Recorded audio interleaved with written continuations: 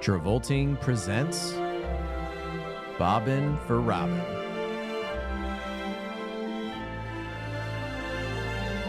Hosted by Jeff Sweeney and Stuart Elmore.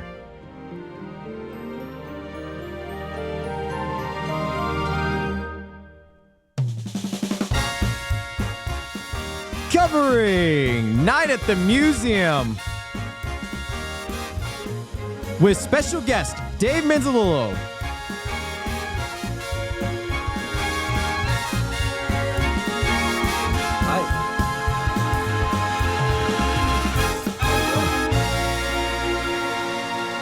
I just remember the Dave... What it got to be? Whoa. I will not be engaging. I was speaking Attila Hun-ese. It's called Hunnish. Hunnish. It's a Pretty sure it's Mongolian. It's a completely improvised language for this movie. Right. Because in historical speak, they'd speak Mongolian. They speak some variety of Mongolian. Right. Right? Or actually, no. Are the Huns Mongolian? I thought so, right? Isn't that because the Mongol horde is different than the Hun Empire? Well, because it started with like Genghis Khan was like had a bigger. They spoke Hunnic. Welcome to the Is that an actual thing? That's an actual Guys, language we're not called going to talk about Night at the Museum or today. Hunnish. We're going to talk about Attila the Hun and but they are Mongolian, or is it? No, it's like from similar part of the world, but the Huns. Look them up. It's controlled by the Huts. You can't take a princess. They're gangsters. No, so the Huns are from. They're not even from China. They're from the Middle East. I remember this because Let's see that. Look at this. Let's see this.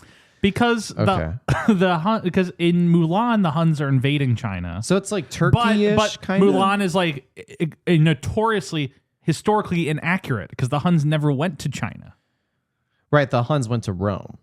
Yes. The Huns sacked Rome, Mongols attacked China. But the Mongols did a lot of Mongols shit. are from China. The Mongol horde. Yes. Do you know one of my favorite historical Isn't it kind of is the things? same way the Mongols are from China, the same way like at one point the Germanic tribes were part of Rome, sort of? Yeah, probably. Okay. One of my favorite historical fun facts. Dave, this is no longer a Night at the Museum episode. This is just a Mongol Horde podcast. Mongol Horde podcast. No, one of my favorite historical notes is that I don't know which crusade it was, but there was a crusade going on as they were many crusades, as man. they were wont to do. I think there's like 6 crusades, But right? they were like Okay, there were a lot of crusades. There's a lot of crusades. We're in the middle of one right now. You go into the Crusades Wikipedia, and there is like one of them. It's like, yeah, they made it about 100 miles, and they're like, this ain't working, and turn around. It's not like really a successful crusade, but Listen, the Christian KD ratio in the crusade, not great. Yeah, they lost to the Muslims like all the time. they also basically every time long term. Yeah. But anyway, there was some sort of crusade going on. Yeah. And they were fighting the Islamic empires in the Middle East.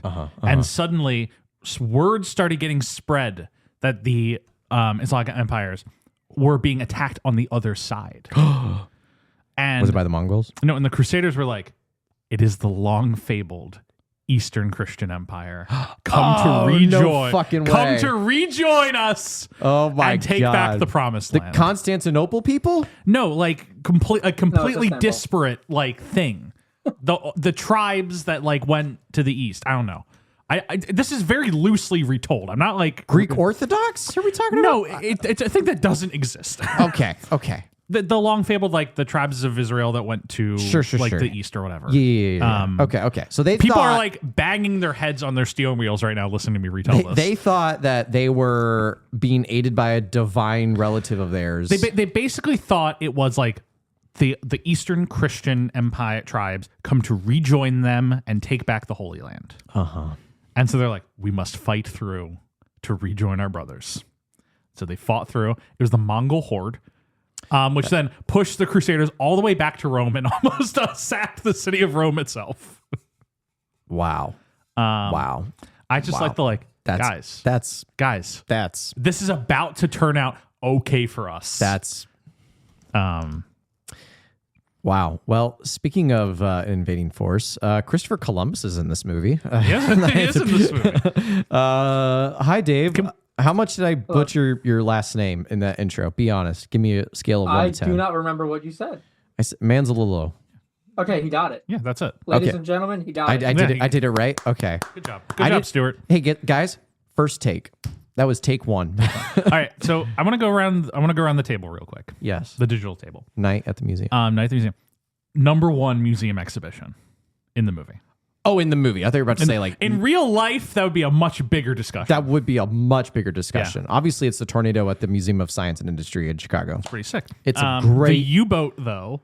The U-boat's good though. The U-boat cooler. The U-boat was cool. But in the movie, what's our favorite exhibition? In the movie. Not our favorite character. Dave, go first. Oh. Hang on.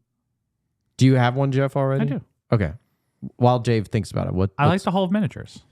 I like all the little. Shit, I was gonna go for miniatures. Yeah, get fucked. Get fucked. Fuck you. All right. because you think it's like we had a whole discussion about how there are exhibits that don't belong in this No, museum. no, don't bring it up yet. Okay. Hold off. All right. You're gonna Jeez. get me fired up. Okay. But because you like, I'm not bringing it up. Back to However, the question. Back to the All right, question, all Dave. right, What's your fine. favorite exhibition in the movie? Well, since you stole the miniatures out from under me, I mean, the most are just stock standard like window exhibitions at that point. Like, I'll say Is this Egyptian for me. The tomb's pretty cool. The Oh, tomb yeah, they is do. cool. the half a second we get of the ocean life one before it gets Yes. blasted by the whale. Right. It has a cool entryway. The ocean one is quite cool. So ocean, Egypt, Hall of Miniatures. What is the ocean one? Am I not? what am I Dick not- Van Dyke like stumbles into the ocean life exhibition that gets blasted by the hanging whale. That image is just erased from It's my like brain. 30 seconds of the movie. Okay. So It's genuinely blanked and you missed it. okay. I It's probably like just missed it's it. like a scene that would have 1,000% been deleted if it had not cost a lot of money. right. Yeah. Because like it doesn't influence the plot in the slightest. Okay. Okay. Okay.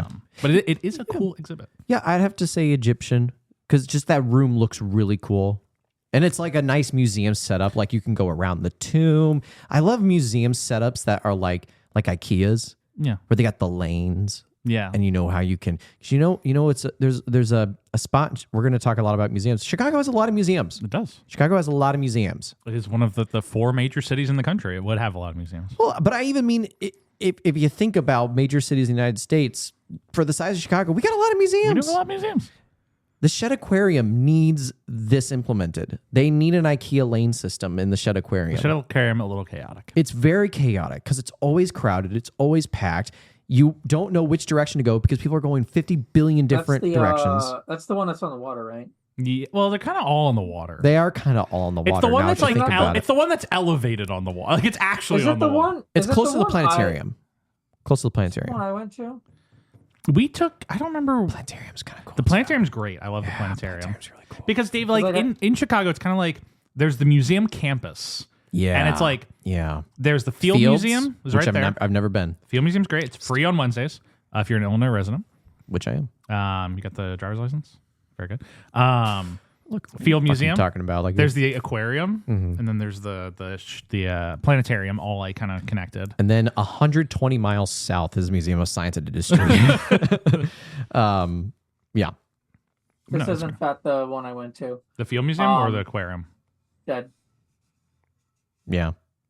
Weirdly enough, two of these museums I've been to for movie productions. Gosh, I've been to museums for movie productions. All right. Now we are going to do an intervention. Why are you so hostile today, Jeff? Hostile. Why are you so hostile today? You wore your nice little I sweater. did wear a nice sweater. Your nice little didn't I? Gryffindor sweater, and you come in and you mock and belittle me in my home. It is. In my home. It is the reason I was put On the upon. drive here, when he said he was going to be late, he was just on the phone shit talking you the that's entire true. time. I know he was. I know Stuart he is was. the reason I was put upon this earth. Was to make my life a living hell. You know how like in the movie Ben Stiller like picks up the little Owen Wilson. He's like, "Put me down." He's like, "I don't like to be manhandled." That's how I was placed upon the earth. God had me in his little hand, and he's like, "You shall belittle Stuart." And then he put me on the earth. See, like I think you're like the Dexter to my Ben Stiller. Dexter. Which one? Oh, the monkey. monkey. The monkey. Yeah. I don't fucking remember the monkey. No, actually, all right. You don't The remember essential character, the Dexter? monkey. Yeah, the essential He character. is important to the movie. Okay, you brought this up for a reason, I imagine. the favorite museum question. Oh no, I just wanted to You just wanted to know? I just was curious Because before we got into now I am going to transition to the subject of the miniatures. It's the Museum of Natural History. No, wait. Should we do context first? What context? The movie. Okay, well, the year is Because 2000. I'm going to get real riled up about the museum. So you'd rather us have... So we should probably lay a baseline in of the movie before I start yelling about the museum. The year is 2006. So we start off with Ben Stiller getting cucked by Paul Rudd. He does get cucked by Paul Rudd. He does get cucked by Paul Rudd. A 2-scene. I mean, I would be honored to be cucked by Paul Rudd. He gets cucked by a 2-scene appearance by Paul Rudd. Mm-hmm. That's tough. Mm-hmm. Yes, indeed. Pulling up the filmography for your favorite director who you aspire to be like, Jeff. By the way, Jeff, Sean Levy. aside, What was that, Dave? until you texted me like 3 days ago, I genuinely forgot I signed up for this. In my defense, it was 2 fucking years ago you asked me to do this. You asked me in July of 24. That's crazy. It's been almost 2 years since we... So I completely forgot. And then I went back to my text messages like just before we started this. I'm like, when did I sign up for this? And I realized I signed up for all 3 of these fucking things. Yes, you did. Okay, so we did have someone else request Battle of the Smithsonian. But you were still locked in for Secret of the Tomb. I thought we decided on the duo thing for Smithsonian. Oh, no, we did decide on the duo thing for Smithsonian. Both of them, both the Davids.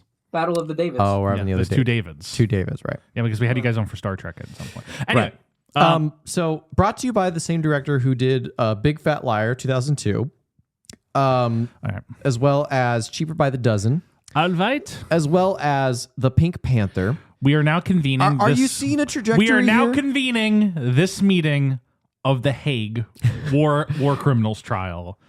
The defendant shall step forward, Sean Levy. Hold on.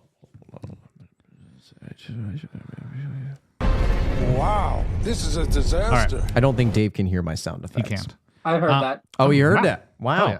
So, is there? Oh, brother, this guy stinks! Is there Yeah. a worse major studio director working in the industry today than Sean Levy? Is there a worse? This major is studio maybe director? one of his best movies, which is saying a tremendous amount. You know, when you brought this up about Sean Levy, it did get me thinking about it because I had this thought process in my head, and I'm putting the cart a little bit before the horse here, but like, Night at the Museum did not offend me.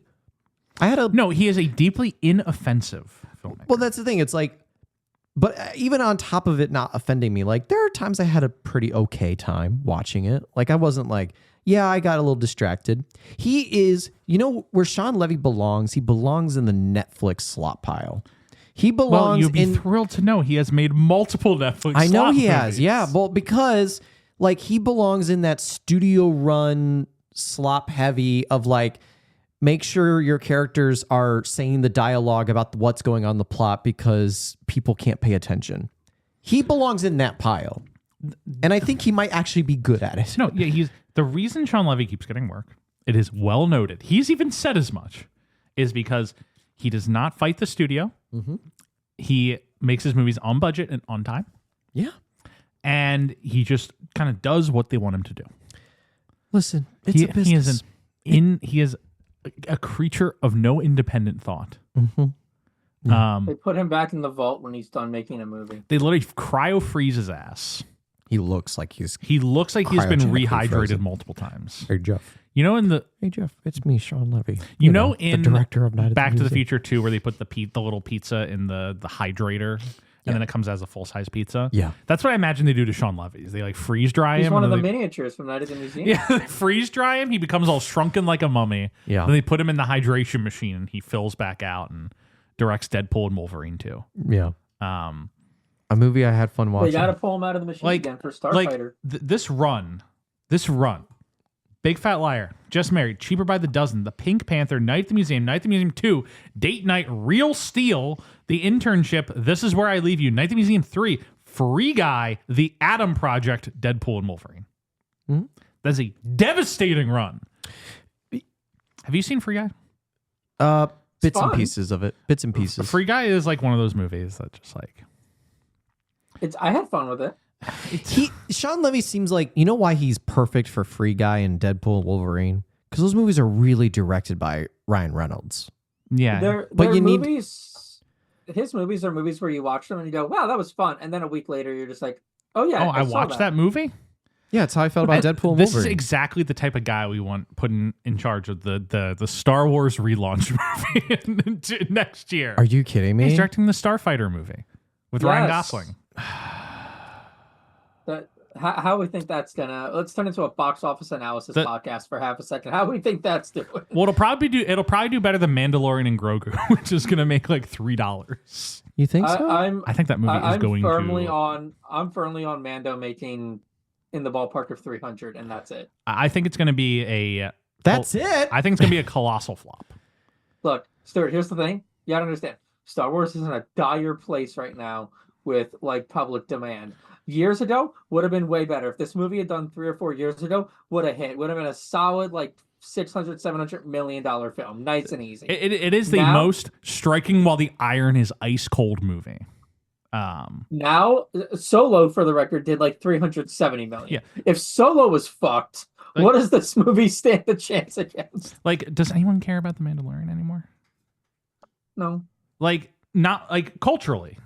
Like people, like fans will still watch the show, but they waited. The last season of this was in what 2023. Yeah. It's been 3 years. Yeah. It's also Everyone liked Andor a lot more. Yeah, but Nobody liked the third season of the show. But like, if there was a trailer called Glup Shido Strikes Again.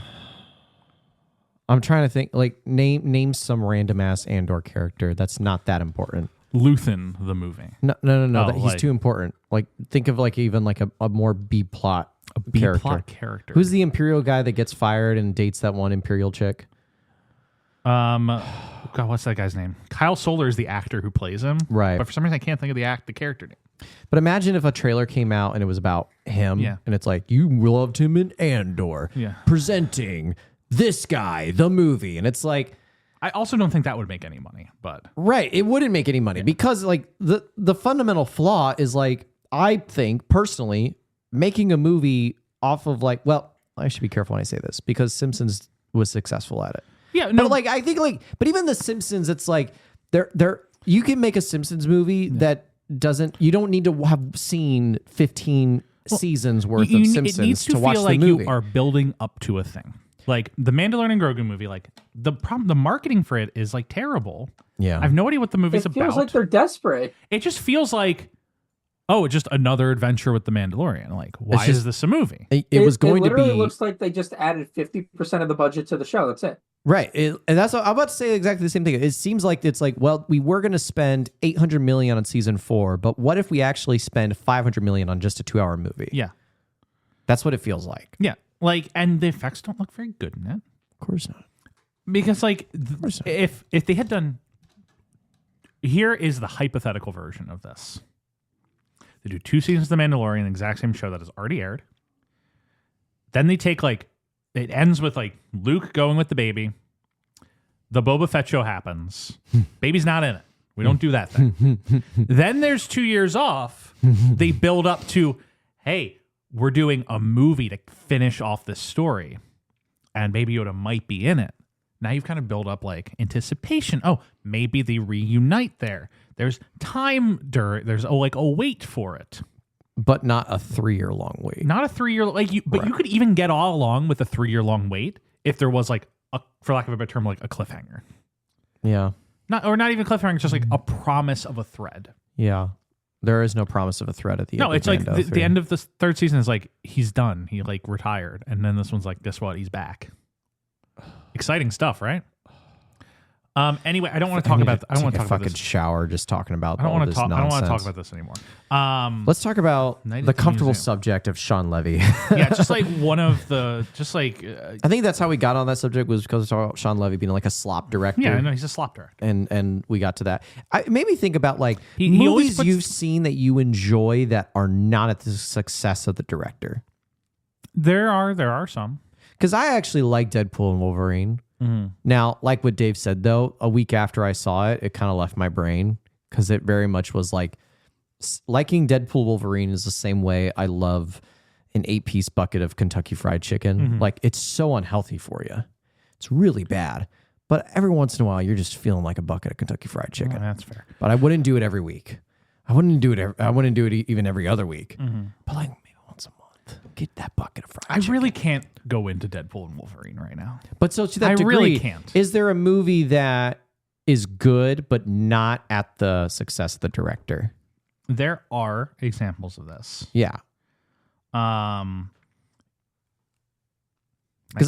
I keep thinking about movies that are like very actor led. That are like, this movie is great because of an actor. Yeah. Performance wise. I'm would trying that to think be? about like a good movie directed by a bad director. There was like a point in time I thought, are the Pirates movies? No, the first three are But it was like, Gore Verbinski driven. exactly. They are very in I line agree. with the rest That's of his. and I took it back right away. I was like, no, because they are actually very well directed movies. And I was thinking, like, what's a good movie that like How much of Transformers is saved by the fact that Spielberg's producing? No, Transformers is saved because Michael Bay is a good director. Michael Bay is very good at his specific. What a story, Mark. Michael Bay is very good at what he does. here's a Scorcher. You're gonna throw a Scorcher out? I think I'm gonna get eviscerated on the chat here. 2009 Star Trek. Is that good because of J.J. Abrams? It is actually. I think 2009 Star Trek is good because of J.J. Abrams. He's a very good actors director, and that movie is good because the actors are all very good. I don't know. Yeah. That's a hard one. JJ is a very good director. He is a terrible writer. How do we take this in the terms of like campy ass trashy movies? Like if we went back to say early 2000s and just using this as an example, what if we take the absolute trasherpiece that is Boondock Saints? It's not directed well. It's a complete Tarantino ripoff. It is still, you'll watch it and you'll just be like, this thing's fucking awesome. I haven't sucks seen ass. Saints. But that's like a different level of just like trasherpiece, like you said, like something you can enjoy, like for its kind of sloppiness. It's so bad. It's so bad.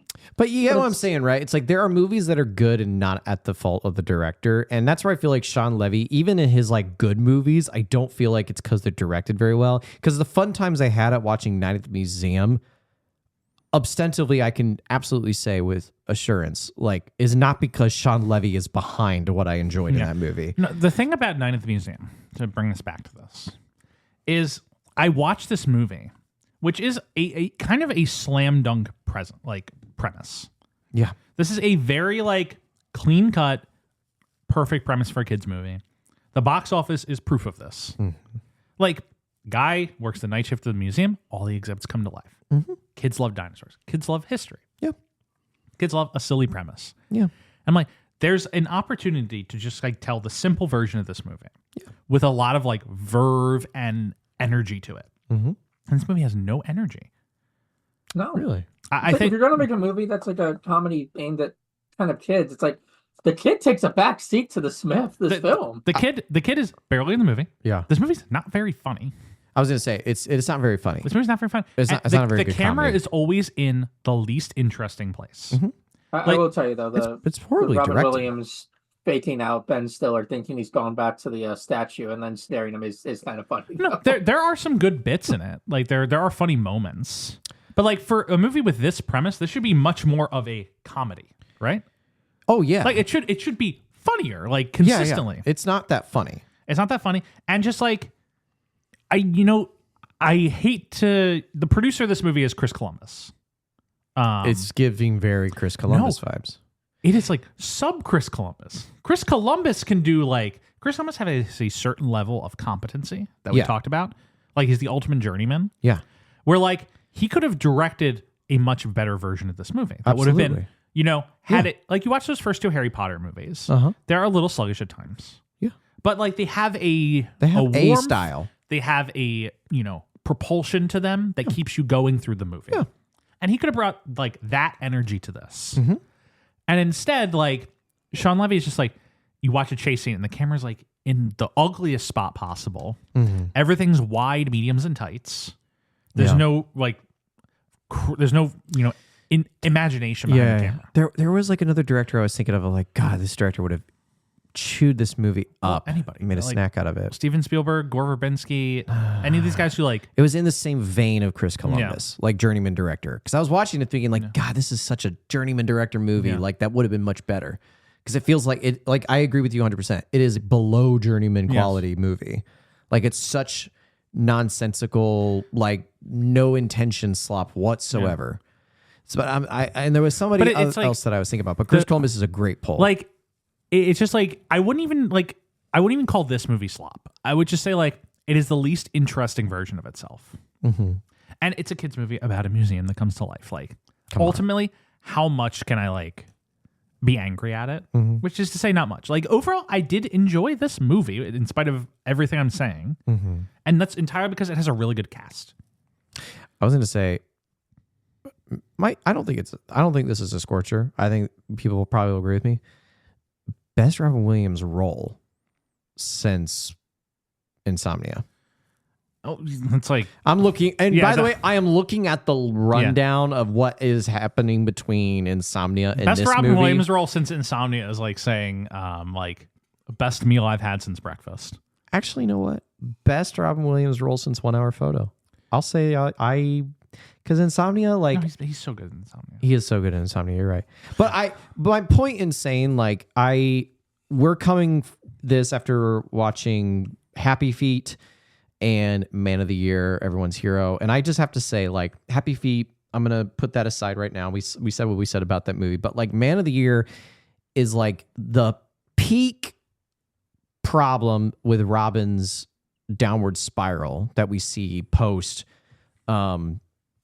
Evil trilogy, which is like Robin's just doing a playoff of himself. Yeah.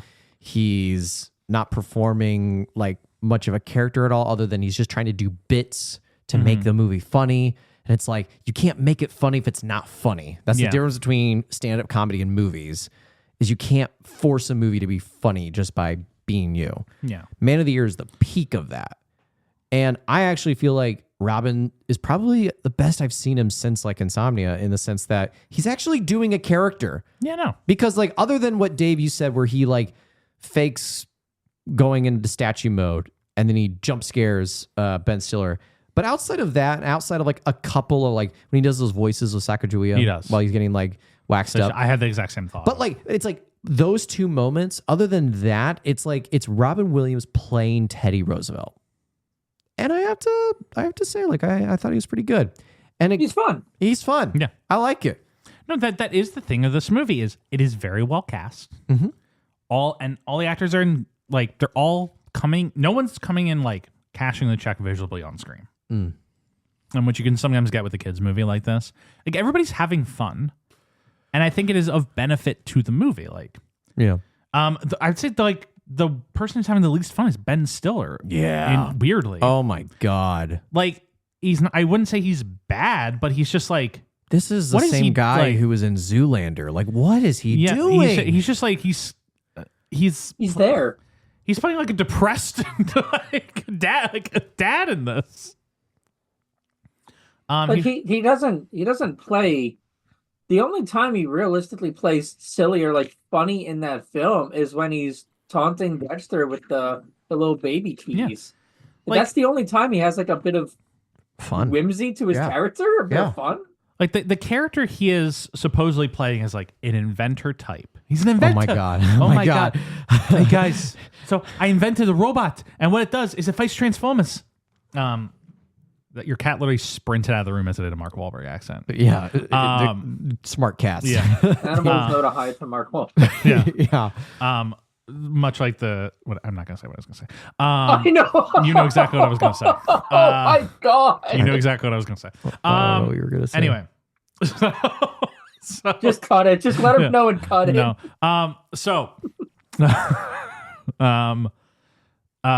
So he's an inventor type, right? He's like that. That's his. He claims to be an inventor type.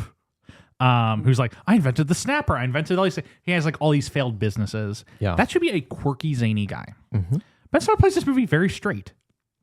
He plays it like a city dad. There's a good parallel I can draw with this. Yes. The scene where he's going to like the human resources to look for a job, and he's talking about like that he invented the snapper. Yeah. That scene is so fucking dry. Yeah. It's not funny at all. You know who would have been a great fit for this role? Wait, let me finish. Yeah. Cut to Mrs. Doubtfire, Yeah. the same fucking scene where he goes to a human resources thing and he's looking for a job so he Yeah. can stay with his kids. And that scene, he's just, I do voices. What kind of voices? And then Robin just fucking riffs and it's all really funny and good. Whereas you have Ben Stiller here be like, I made the snapper, you know. Well, I guess snapping's harder than clapping. That's debatable. Falling asleep here. Jesus Christ. Like 90s Robin Williams would have been a great fit for the Larry Daly role. Absolutely. He would have been quite good at it. Absolutely. Because he, like, it's inherently funny to see him get, like, chased by a dinosaur and all Yeah. that. Ben Stiller, it should be. Imagine Robin Williams speaking Hunnet or whatever the name. Hunnick. The problem of like the Ben Stiller issue is always that like he has ambitions of something greater. He really wants to like he did Severance, which I haven't seen, but people like. Like he did Severance. He directed The Secret Life of Walter Mitty. Like he inherently yearns to be a dramatic director. Mm-hmm. And so I think every time he has to kind of step back to something like this, Right. there's like a little bit of, Underplay. I wouldn't even say underplay, just like half-assedness to it. That's underplay. No, underplay. Yeah, I guess that is the same word, isn't it? But yeah, no, because when I was thinking about like the dryness of Ben Stiller, I immediately went to the snapper scene. I thought there's Robin Williams in the 90s does the exact fucking scene and cooks. Yeah. And Ben Stiller can't cook. Yeah. I never feel him He should cooking like in this he should be movie. playing this like 10 to 20% crazier. I agree with what you said, Dave. Like the only time he like softly cooks is the scene where he like fakes getting this key stolen from Dexter the Because monkey. he's funny. Ben Stiller is a comedic actor. He is an Right. inherently funny person. Right. And he's doing a good job in that scene. Oh, did you do my baby keys? Oh, you got the baby keys? Like he's doing a good job. You know who in else could have done this role better? Who's in the movie? Paul Rudd. that. Yeah. Paul Rudd actually would have been a good fit for this role as well. Was Paul Rudd like still like kind of new in He was like 2006? I wouldn't say no. This is like 3 years. Yeah. This is like 3 years after Anchorman. Just the way he got that role in this movie screamed like no, it's softly Friends. new Paul it's Rudd. because everybody's friends with Ben Stiller, and Right. they all just are like, I'll I'll do this movie for you. Paul Rudd does a lot of like, I'll do 2 scenes in your movie, Yeah. type stuff. But like, you know, when you watch the new Ghostbusters movies, which are not good, they're quite bad. Paul Rudd in them is bringing the energy you want as like the main like kind of goofy science teacher type. He is bringing that energy that you want Ben Stiller to have in this movie. Yeah. Yeah. And Ben Stiller is very capable of bringing that energy. He just doesn't. Yeah. Yeah.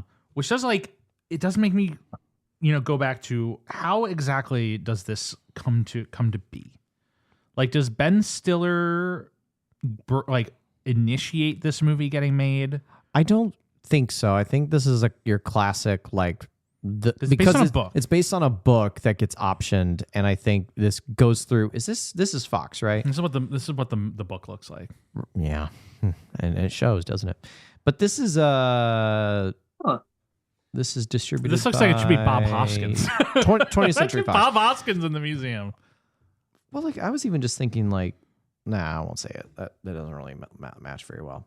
But this is a 20th Century Fox movie. This reads like a movie that just it gets optioned. They hire people to write the scripts for it. There's 2 credited writers on it that kind of feel like that they're just like staff writers for 20th Century Fox. Yeah. They find Shine Levy, who, if you look at Cheaper by the Dozen and Big Fat Liar and Pink Panther, like, yeah, this guy can do wacky, crazy, zany movies. You can turn a comedy in on time, no budget. I know, like, Sean Levy did Also, say... wait, you said credited by 2, right? Isn't one of the writers for this fucking Tom Lennon? No, it's Tom Rennan and Robert Ben Garant, who were a screenwriting duo. Yeah. They do. They're the Reno 911 guys. Yeah. And they wrote a book that I would highly recommend anyone who wants to work in the film industry called Writing Movies for Fun and Profit, in which it is it is the 2 of them being like, hey, so we're comedians.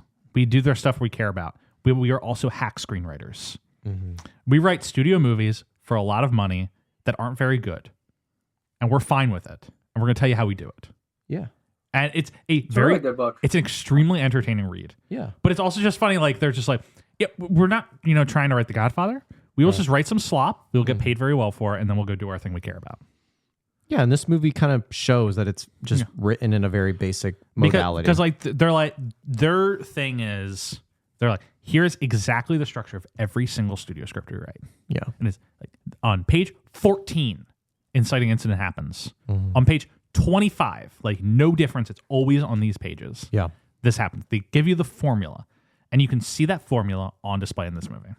Because like even when you bring up Mrs. Doubtfire, like I'm sure if you were to play Mrs. Doubtfire Night at the Museum, back to back, you'd roughly see the same things happen. same scenes happening. Yeah. Because there's like, well, that formula worked. Yeah. We'll just take that and do that again. Yeah. They didn't write Mrs. Doubtfire, which is a much better movie than this, but Yeah, but I can picture what you're putting down here. Because what I was getting at earlier was like Sean Levy, who got brought onto this movie, like he says in like some kind of post interview for this movie that Ben Stiller was the biggest win that this movie got. That pretty much like everything else that they wanted to get in this movie, they had to settle a lot for. When they got Ben Stiller, that was when a lot of the cast said yes to joining the movie. Because I guess, like you said, everybody's friends with Ben Stiller. So they got Ben Stiller. That's how they got Paul Rudd. And after they got Ben Stiller, it's also how they got like Robin Williams. That's how they also got Carlo Gugino. That's how they got, a bunch of other people. So I think this is just like a lot of people are doing this again, as you say, because they know and like Ben Stiller and are friends with him, and he pulls a few favors for this movie. But I don't think Ben Stiller has any like desired control of this product. no, I'm sure he is. He is not a Ryan Reynolds to this Deadpool by any stretch. It's me, Ryan Reynolds. Did you guys know that Deadpool knows he's in a movie? How funny is that? Hey, Jeff. Yeah. But it is actually kind of funny sometimes. Sometimes a little funny. As unfunny as it can often be, there are times when it is just funny. Did you guys? Okay. Let's go there. Let's go No, there. random side track. I clicked on Tom Lennon's Wikipedia and I discovered he is in a movie called. Crazy. He's in a movie called Zoe 102. Are we aware they did a direct to streaming Zoe 101 sequel film? Yeah. No. Look at this. Oh Jamie my- Lynn Yeah, it Spears was- came oh back. my It was like God. 2 years ago. How did I miss that? I had no idea that happened. Jamie Lynn Spears, my childhood crush.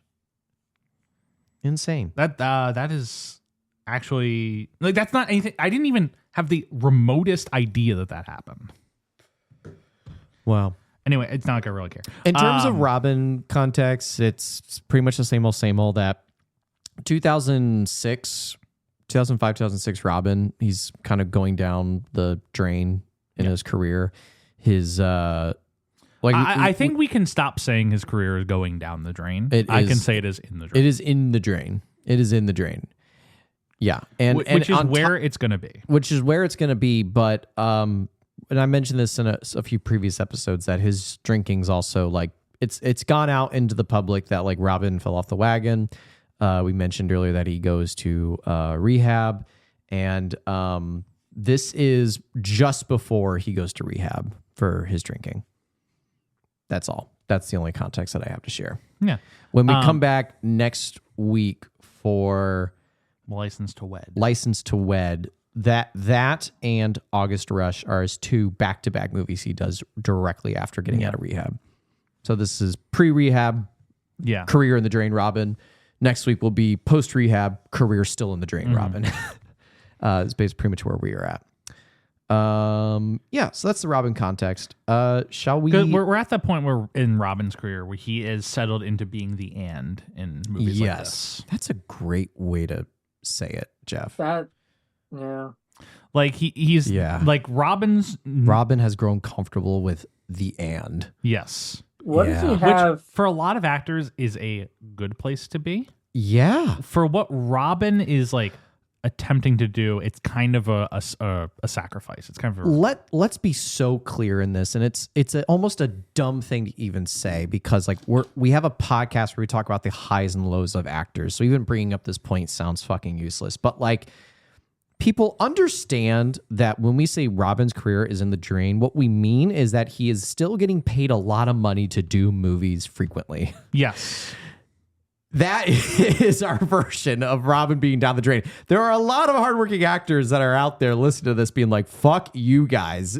You think that's being down the drain? Try being unemployable down the drain. Try being Jonathan Majors working for a Daily Wire movie down the drain. Like, that's a whole other version of going down the drain. But there are like levels of down the drain. Yes. There's like for an A-list star. Yes. This is down the drain. Oh my God. Absolutely. Like replace the roles that we're discussing of Robin Williams, replace Robin Williams with Tom Cruise. And you'd be like, oh yeah, that is down the drain if Tom Cruise is at that level. Again, Robin Williams has an Oscar. He does. He has an Multiple Oscar. nominees. What does he have after this that like is still good that he's a lead in? Because like he's in The Butler. Butler's a fine film. He's in it, but he's the He's the one. lead. He's one of like He's one of the presidents. 7 presidents. Yeah, in he's that one of the movie. 7 What does he have? presidents. Like World's Greatest Dad and His leading roles after this are basically like World's Greatest Dad. World's Greatest Dad. Is he a lead in Shrink? No, I don't think so. It's like World's Greatest Dad, Old Dogs, and then like the face. that's it. I think. Yeah. No, I mean, he's the really- lead of The Angriest Man in Book Run Yeah. and Merry Friggin' Christmas, and maybe The Big Wedding or Face of Love. I don't know, but it's like we are functionally at a place where we are not going to talk about a good Robin leading performance again. Yeah. And we are only rarely going to talk about a good Robin movie again. To the end, which is like depressing. It's very depressing. But I mean, we're going to obviously still talk about all these movies. But it's like when you watch something like this, you're just like, Robin Williams used to be like the guy, Yeah. and I was just playing Teddy Roosevelt for like 6 scenes in this movie, which is fine. He's comfortable in it. He's good in it. Mm-hmm. But gone are the days of, his Goodwill Huntings. Yeah. Or his bird cages. Or and I'm sure he is in this Doubtfires. movie because Chris Columbus is like putting him in this movie. yeah, probably. And like, again, we still need to talk about the plot of this movie, Yeah. but I'll say this. Like this does make a lot of money. Yeah, no, it's a big success. It's a big success, and it will go on for 2 more installments. And this is pretty much Right. Robin's like paycheck movie until he dies. Yeah, this is his like lifeline project. This is his lifeline project. Which to be fair, like even the most like well-paid actors, there's still people working in a career. And especially when, you've had a divorce or 2, and you have some personal troubles, like very public person. you are troubles. looking to have a steady job Yeah. where you can get work. It's the Robert Downey Jr. thing, why he did all those Marvel movies. Besides him getting paid as much money as he did, is they were very steady work. They were easy work for a guy who was just getting off of multiple like drug issues. It provided a structure for him. I don't know why my brain immediately went to this comparison, but like for some reason I thought of who's the actor that plays Diego the Saber-Toothed Tiger in the Ice Age movies? Dennis Leary. Oh, the quote. I brought it up on the show before. It kind of made me think of that quote Dennis Leary would say where it's like, it's the best thing. You go in for 4 hours, you record a few lines, and they mail you a check for $1 million. Yeah. And it kind of made me think about like what Robin Williams would hypothetically say to like doing these Night at the Museum movies if he was not being recorded and blunt and honest in a private room. Be like, it's great. I show up, I put on the outfit, I get on the horse, I say some lines, I go home, I don't work past 8 p.m. Yeah. And Well, then he I get also- paid $1 million. He also like always just seemed very happy to do things that kids would enjoy. Yeah. Yeah. Always. Yeah. Like it was something he would be happy to do kids movies. Like he's done some like truly slop kids movies. Just because like he enjoyed doing it and he knew kids would find him funny. Yeah. And that's what he wanted. But all of his lead roles are pretty much like, And he had Zelda at the time, who was much younger. yeah. So it's like he had incentive to do movies like this as well. Yeah. And like, I think like when we were talking about his lead role movies after this, like they're not quite to the degree of John Travolta Redbox direct-to-video Yeah. movies, but they're like very close to it. But here's the thing. Very close to Can it. I- They do get theatrical releases. We will get right back to Night at the Museum after this, but I just want to say like I was initially resistant to doing Robin because of this like last run. Yeah.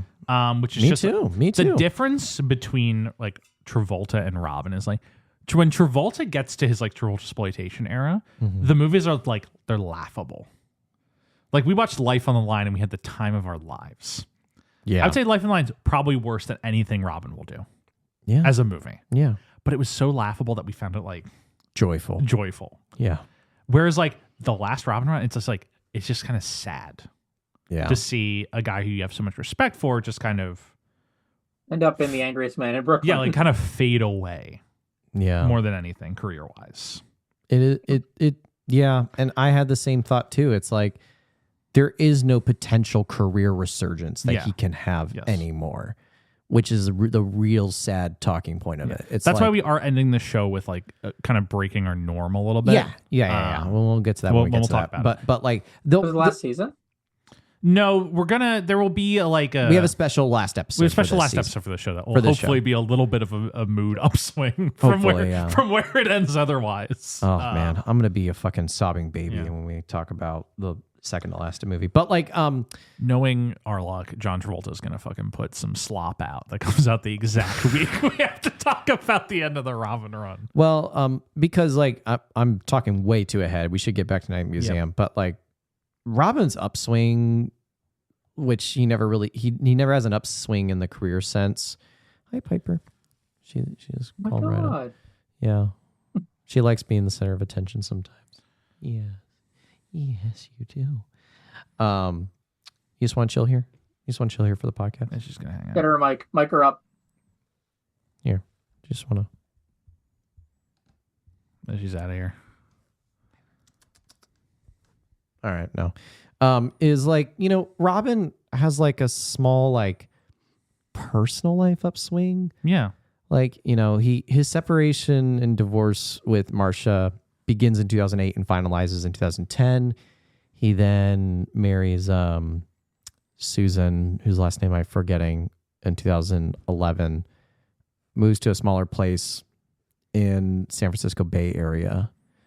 But like all of his kids talk about like how, towards the end of his life when he was getting ill, like, he would reach out a lot more. Yeah. Making a lot of amends for his past, like, problems and things like that. So a lot of Billy Crystal interviews where he talks about sort of like the last few years of his life that are sweet. Yeah. But that's the only kind of upswing that we'll ever get to talk about. Which is a bummer. Which is a huge bummer. All right, fuck it. Enough of this. Let's get into Night at the Museum, guys. Let's talk about it. Dave, were you expecting us to get this hot and heavy? During Night at the Museum. Sean Levy's 2006 Night at the Museum. Starring Ben Stiller. It's been funny because we'll bring up something about the film. We're like, so anyways, this part of the film. Oh, that reminds me this 20 minutes later. Anyway, so the film. I want to, let's go to the beginning. First image of this movie. 1492 pictures. And it has like a nice little like, music to it. And I was like, 1492. And it took me a second to like it's the year Chris Columbus set sail. And it's Chris Columbus's company. Yeah. And so I'm like, oh, because like, I Googled like 1492. Do you think he still like carries that production company connection? Did you look this up? No. Okay. So I looked this up. I'm like 1492 pictures and you click on the little Wikipedia. And it redirects you to a different Wikipedia for 26th Street Pictures. He's trying to separate himself from the Chris Columbus title. And you're like, oh. Chris Columbus. And it's like founder, Chris Columbus, originally titled 1492 Pictures. And it's like, there wasn't a movie produced by 1492 Pictures for like a 4-year gap between like 2019 and 2023. And the Wikipedia just simply says, somewhere in between there, they retitled the company. I'm like, I wonder what happened between 2019 and 2023. That would have possibly inspired him to change the name of the Chris Columbus company. Wait, I'm actually lost. 2020, like there was like a racial reckoning in the country. Was that the year people decided to look into Chris Columbus? Well, it wasn't the year people decided to look into Chris Columbus. I was going to say. It wasn't like the first year someone's like, we all know that was like 600 years ago, but right? it was like the year where people really came to grips with it. Like there's Black Lives Matter protest and a lot of... okay. There was just a lot of like reckoning with... When you put that into context, it was like, okay, then that would like join in the because that just kind of like the Black Lives Matter protest kind of like sparked a nationwide reckoning with like, should we still have Chris Columbus statues? They took the one down in Chicago. Like, should we still have Confederate statues in the South? 2020, we found out he did some really bad shit to Native It Americans. just like kind of forced people to address these things in a way that they hadn't before. And I just like the Chris Columbus like, maybe I changed the name of the company. He changed it to 26th Street Pictures. Good on him. But in this movie, Chris Columbus is cool. Chris Columbus is actually in this movie. Yeah. There's a IMDb trivia fact that says Ben Stiller being unable to remember his name is a reference to this movie being produced by Chris Columbus. I'm like, I'm not sure it is. I'm not sure it is. I'm simply not. I think maybe Chris Columbus being in the movie is a reference to Chris Columbus producing it. But I don't think there's a direct connection between Ben Stiller's gag and that. What a story, Mark. 1492 Productions logo begins this movie. We start with, how does this movie really? We get a bunch of shots of the museum. Gets a bunch of shots of the museum with the credits over them. Yeah. It's actually a fun credit sequence. I like it. It is. It's very nice. It gives big like movie at the museum energy. Mm-hmm. I said this about Journey to the Center of the Earth when we covered that God knows how many years ago. That movie gives like movie you watch at the IMAX screen at the planetarium. Yes. This movie kind of gives that in some aspects, mostly because it is set in a museum. But after the opening credits, we're introduced to one of the weirder like family dynamics I've seen in a family film. Right, because Ben Stiller is separated / divorced from his wife. He's divorced from his ex-wife. They have a kid together. They're very amicable. Very amicable. To the extent that he is just like in the house, hanging out. And he and Paul Rudd have a good relationship. Paul Rudd, by the way, talk about a wax figure. Paul Rudd looks the same in this that he looks in Clueless, that he looks in Ant-Man and the Wasp: Quantumania. It's the immortal theory, man. I mean, him and I Keanu think Reeves. he truly just like, I know it is a very like over discussed topic, but Paul Rudd truly just looks incredible All the time. All the time. Yeah. I don't know what he does, but he gets fired? But here's why I think the situation is so weird. Because he has just been like, he's getting evicted. Yes, he's getting And evicted. his ex, like normally in a movie like this, the dynamic is the guy can get his shit together and the ex-wife is just like, you got to get your shit together. Or else you're taking never going to see your son again. away from you or whatever. Right. But she's very much like... No, but she's sort of like, you didn't get evicted again, did you? But she does kind of do the second part because he's like looking for a place in Queens, and she goes like, "Hey, I think for a while he shouldn't visit you until you get your shit sorted out." Like, but she's not like mean about it. She's like, very like almost like understanding, almost too nice about it. She's almost too nice about it, which I think is fine because like that's the ideal scenario here. Like a lot of movies like this can paint the ex-wives as like, for lack of a term, like kind of bitchy. Yeah. Which is a problem with the genre. But I think this almost course corrects a little too far in the other direction. So he's remarkably chill about him not having a job or a place of living. It's literally the my wife's boyfriend meme. Yeah. Yeah. But so yeah, he can't get his shit together. His son Nicky, because he keeps feeling like, I have all these businesses that I can't get off the ground. Right. You know, we never see in this movie Any of those businesses. Any of them. Nothing. It made me think, because I was watching the beginning of this movie, and I remember like I totally forgot because I've seen this movie before. Like, is this anybody's first watch of Night at the Museum? No. I was gonna say like we all probably saw this when it came out ish, or at least on DVD or whatever. But like I remember like when I revisited this like 2 days ago, I was watching this. I'm like, oh yeah, he's got this whole inventor arc thing that we don't talk about in this movie because in the sequel to this, the opening is like him introducing like an invention on a talk show or something. That is the case, isn't it? And it's like, oh, right, because we mentioned in one scene that he's an inventor. Yeah. Oh, and I was like... it's ridiculous. And they bring it back at the end, too, for like half a second where he puts his flashlight in his belt pocket and he snaps his fingers and the flashlight goes off. Yeah, right. He turns his flashlight into a snapper because he's an inventor, guys. Yeah. Don't you remember that? Remember when he said he invented the snapper? Like, we should see some evidence of his ingenuity in the beginning of the movie if we wanted But to any pay off part of like- the movie. Any part of the part. movie, and He there's lots of literally doesn't opportunities use for it. any of it to solve any of the problems in the museum. He always goes to some other random character in the museum and goes, "Here's the problem. How do we solve it?" Yes. Right. And when I'm glad you said that, Dave, because like the scene where we're supposed to see him figuring it out. He doesn't. Well, Everyone else figures it out for him. Number one, he doesn't figure it out for himself. He figures it out with the help of other people. But number two, he's not figuring it out through his inventiveness. He's like, oh yeah, I remember to close the Lions In on time tonight. Or I remember to I give the miniatures The a stern cavemen talking to. Yeah. Or He's a very passive character. yeah, or it's like the Huns. What does he do with the Huns in that movie? He's like, oh, the magic trick Yeah. thing, which I guess is a little bit inventive, but it's not No, he reads an instruction manual. right.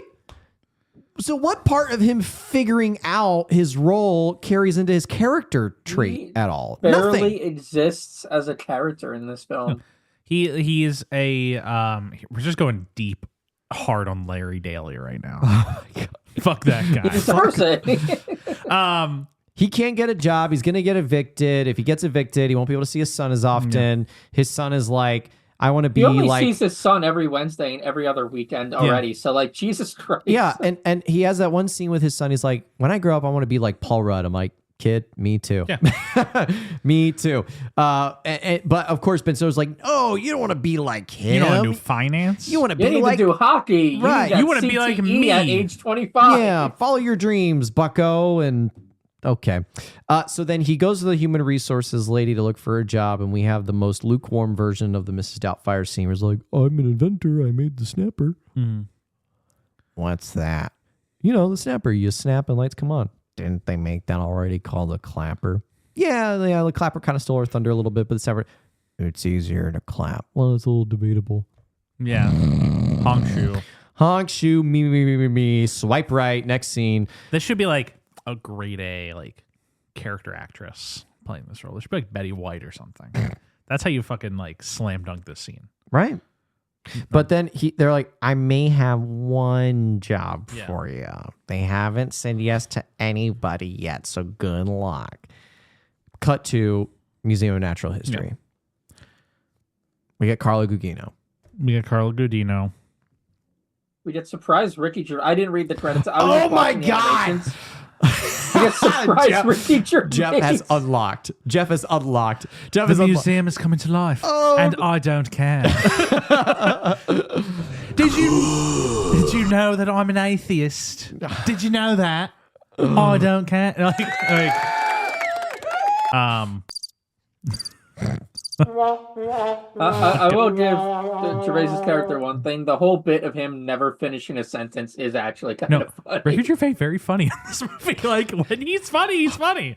Tell the children to knock it off or something. It's just... Just stop with the Just stop. You think, oh, mommy, we're going to go on the T-Rex ride. No. Keep your hands off. That's how he talks in this whole movie. Ricky Gervais in this movie, back when he was just being like a funny comedian, before his entire like. Now he's on the anti-political correct spectrum. His whole bit now is just like, Yes, did sir. you know I offended you? Did you know that? That's his whole bit now. But like when he was just like doing, and like he's a provocative comedian. There's nothing wrong with that. That's always been his shtick. But there was, an aim to be funny instead of offend. Mm-hmm. Now it's just like he wants to offend to get a rise instead of offend for comedy purposes. Right. There's a fine line there, and he teetered it over the edge. Yeah. But I think he's quite funny in this movie. But this does bring me to the inherent issue of this movie. The biggest problem. Oh, wait. No, not the right one. Shit. Because he's applying for a job Yeah. at the Museum of Natural History. What the hell is going on with the exhibits? Because this is textually the Museum of Natural History in New York City. You look up the actual Museum of Natural History, and it is a museum of natural history, which is like geology, paleontology, animals, nature. It's like exhibits with dinosaurs and the history of the earth and the ocean. These are all present.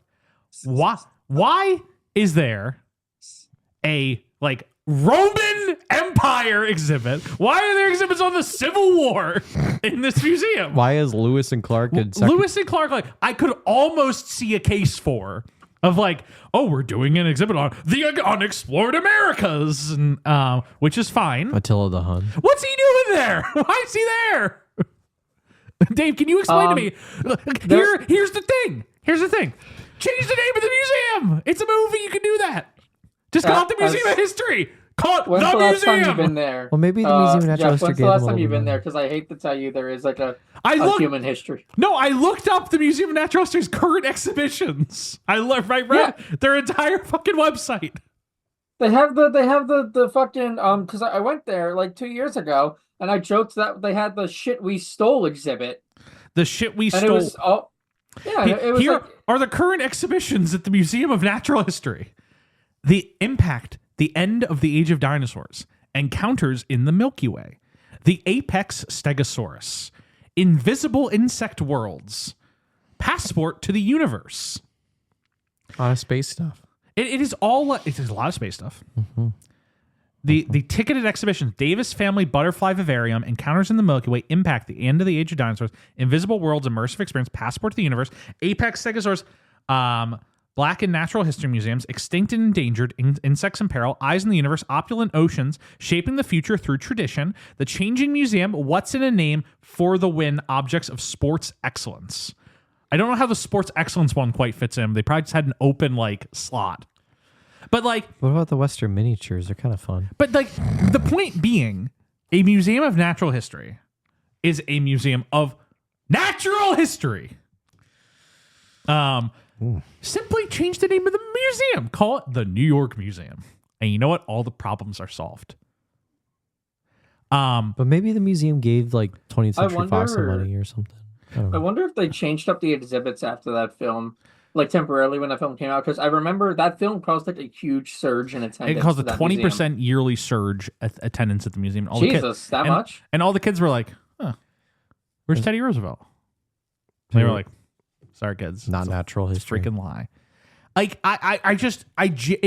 It's like such an example of what you get out of a Sean Levy movie. It's there's no thought. There it is. They're like, oh, it's the Museum of Natural History. We'll just put whatever we want in the museum. Yeah. Because it's funny. Why is there a Civil War exhibit at the Natural History Museum? Yeah. Couldn't tell you. It's deeply frustrating. Because it's such a minor thing that's such an easy fix. I love how much it bothers you, though. It bothers me so much. It is just such an example of not thinking. In defense of this film, I just checked. There's a place called the Theodore Roosevelt Hall of Biodiversity. That's fine. But that's fine, though, because that's Theodore Roosevelt. There's a conservationist president. Conservationist president, yeah. But Did they have a wax figure of him on a horse in there? Maybe they do. He's not the problem. The problem is the miniatures really got you. It's the miniatures. It's Attila the the Hun. Egyptian tomb. Oh, yeah. It's Attila the Hun. The Civil War. It's the Civil War. Because there's also animal exhibits. Yeah. Which makes sense. That makes sense. Dinosaurs make sense. Dinosaurs make sense. The whale makes sense. You could even say the cavemen somewhat makes sense because it's about the human ancestors and things like that, biology, evolution. Yeah, because if these exhibits are, if the movie put any effort in, and it's just well, here's an exhibit on how different cultures lived in, our, geography or whatever. That's something, but it's not interested in that. Just Attila the Hun's there to hang out. Jeff, I want us to take another field trip at some point. You want to go to the Museum of Natural History? No. Oh. I want to go to the Creation Museum in Kentucky. No, we are not going there. No. I want to see how is this relevant? the dinosaurs in Noah's Ark.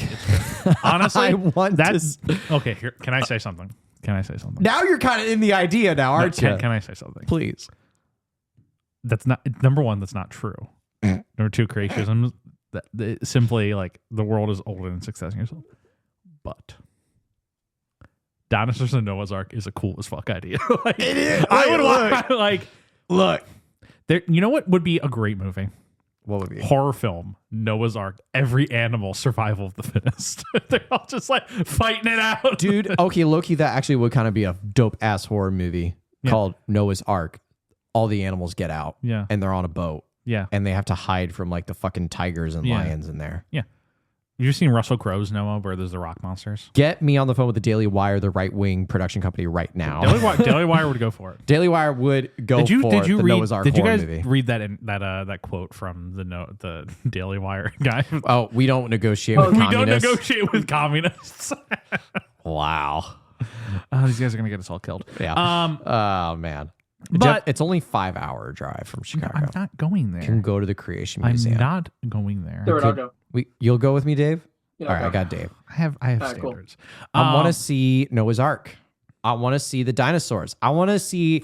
I would like to drive by it. I want to and, see you know, how. I want to see how they square the circle. justify the whole Ice Age stuff, because that part's really funny. Yeah. How they talk about the Ice Age stuff. Never- It's funny just watching a creationist try and defend creationism. I think that is like my favorite TV news channel to make fun of, yeah. because they're just like, well, the ice cores. Yeah. You have all these layers of ice of the thousands and millions of years People like where winters have made different layers of ice. waste tremendous amounts of time thinking about stuff like this. Thinking about it, like believing in it, or No, thinking just about like coming up with these explanations. it. Yeah. Rather than like contributing positively to society. Look, when God created the earth 6,000 years ago, he created these ice cores So we cannot get into this with right now. the millions of layers to test our faith. That's true. That is Guys, I think that is actually true. they fucking got him. That is actually They true. got him. Plane hit the second tower. A plane did hit the second tower. Yep. That did happen. It did. Jeff, you could I definitely like melt I steel like beams. how you actually didn't you did an anti-conspiracy theory there. You just stated the fact. That was good. I like that. Did you like it? I did like that. Thank you. Night at the Museum. Kids movie. Kids For movie. children. Natural history. He gets the job as the night watchman at the museum, meets Carla Gugino, Yep. who's looking incredible in this movie. When did she ever? Just like, yeah. Carla Gugino. Completely underserved by the movie. She only has like 3 scenes. She's basically in the movie for like 4 scenes, I think. She's there at the beginning. When she goes, Tells him about Sacagawea. yeah, that's the same scene where he tells her that the exhibits come to life. She calls him crazy. Well, that's the third scene. I don't think so. And then she There's shows the up there's the introduction to the manager. Mhm. There's her giving the tour. There's the scene where he tells the everything comes to life. There's Okay. her in the taxi. There's when she comes back to the museum, and then her at the end of the film. She's in 6 scenes. Total. About 6 scenes total. Yeah. Very underserved character who's just there to be the main character's love interest Yeah. for a little bit. and barely that. Let's be real. Yeah, barely that. And then And it's one of the many great love interests who'll be right out of the sequel. Because she's not in the next one. right, Oh, because she has better I mean, things to do. dude, there's barely any chemistry going on between them at all. Like, it's barely a romance subplot. Did- like, barely. But like, did they know while they were filming it that it was a romance subplot? Because I don't feel like they did. It's felt like I don't think it is. It feels is the like an thing. obligatory addition to the movie. like in the post-production stage. Like, oh, we could edit this so it like kind of teases a romance. Yeah, thing. or like it's a weird element. It feels very obligatory in the script stage. She brings him to the back rooms, Yes, which is an HBO movie coming out. it's an A24 movie A24. A24, sorry. directed by a 20-year-old. What have you done today? They actually started it. He actually got contracted by A24 at 17. They were going to film it over his summer break, and they realized, wait, this isn't feasible. Finish high school first, then we'll talk. Yeah, What have I starring done to Renata us? Reinsve. So what are you doing with your lives? Yeah, what are you doing? And so then she brings him into the back rooms where we meet Dick Van Dyke. We meet Dick Van Dyke, Bill Cobbs, and Mickey Rooney. The performance of the movie. Yes. Mickey Rooney looks like a Legend of Zelda character in this movie. Like, he looks like a little monster who you're gonna fight. He plays a fucking Goron. Like, he looks like a Goron from like Legend of Zelda. Like, he looks like a video game NPC. He is just so small. yeah, hot dog. He's stout. He's built like this. Mm-hmm. Jeff is flexing his shoulders and puffing his chest out, He like this is how he walks the whole movie. He's got like the Superman stance. wobbling. Like his face is like melting by the second. Yeah. This is all compliment, to be clear. I say no, none of this with insult. And his whole vibe is all he does is just be very aggro to Ben Stiller. He's also his first line is like, "You want the job or not, Snack Shack?" It's like, what is this fucking problem? He is killing it in this But he's film. so though. He is funny. fucking killing it. This movie gains a half star for me because Mickey Rooney is so funny in it. Like, And he's probably in it for 2 scenes. he's in it for like 3 or 4 scenes. He's in it more than the love interest. 2 days of filming. A few This and then the final He is- sequence. truly like the great example of the unnecessary character being a highlight. Yeah. Very much so. Because you could have absolutely just had Dick Van Dyke only. And you didn't need Cobbs and you didn't need Rooney. And Jeff is gone. Never mind. All right, let's shit talk him a little bit while he's gone. Well, but I will say when Dick Van Dyke shows up, that did give me a little bit of breath of fresh air. Because Yeah. like Dick Van Dyke provides the energy that this movie should have.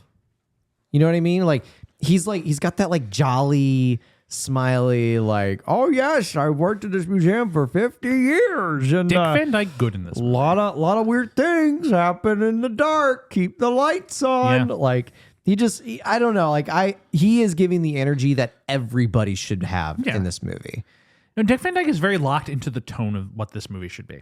Bill Cobbs is Bill Cobbs. Bill Cobbs is just like being like the third guy in the mix. He's there and he does the key thing and he puts the thing in his desk and like that's his contribution to this film. You think he's the one?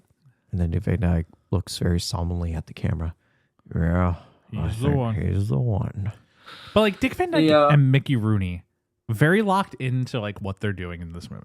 They're old pros. I think That Mickey is the Rooney key. is They just are old pros. He's just doing the thing he normally does. I think when they yell cut, he's like, all right, what's for lunch, Hopsnotch?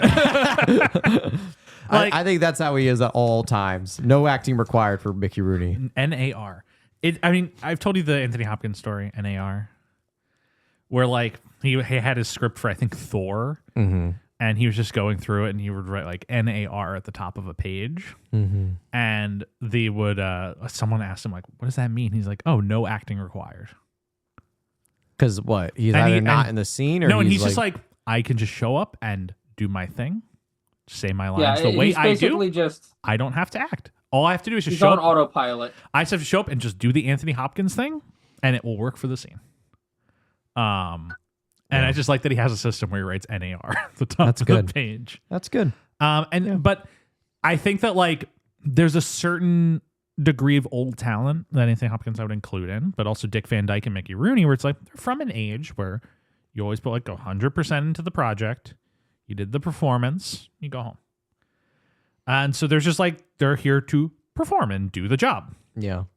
How And- old is Dick Van Dyke now? Dick Van Dyke is 101 years old. That's crazy. He's still alive as of the time of making this movie. Still alive. As the There's time still of, time to make a It's- still time to make a movie it where he has been comes back. 20 years since this movie.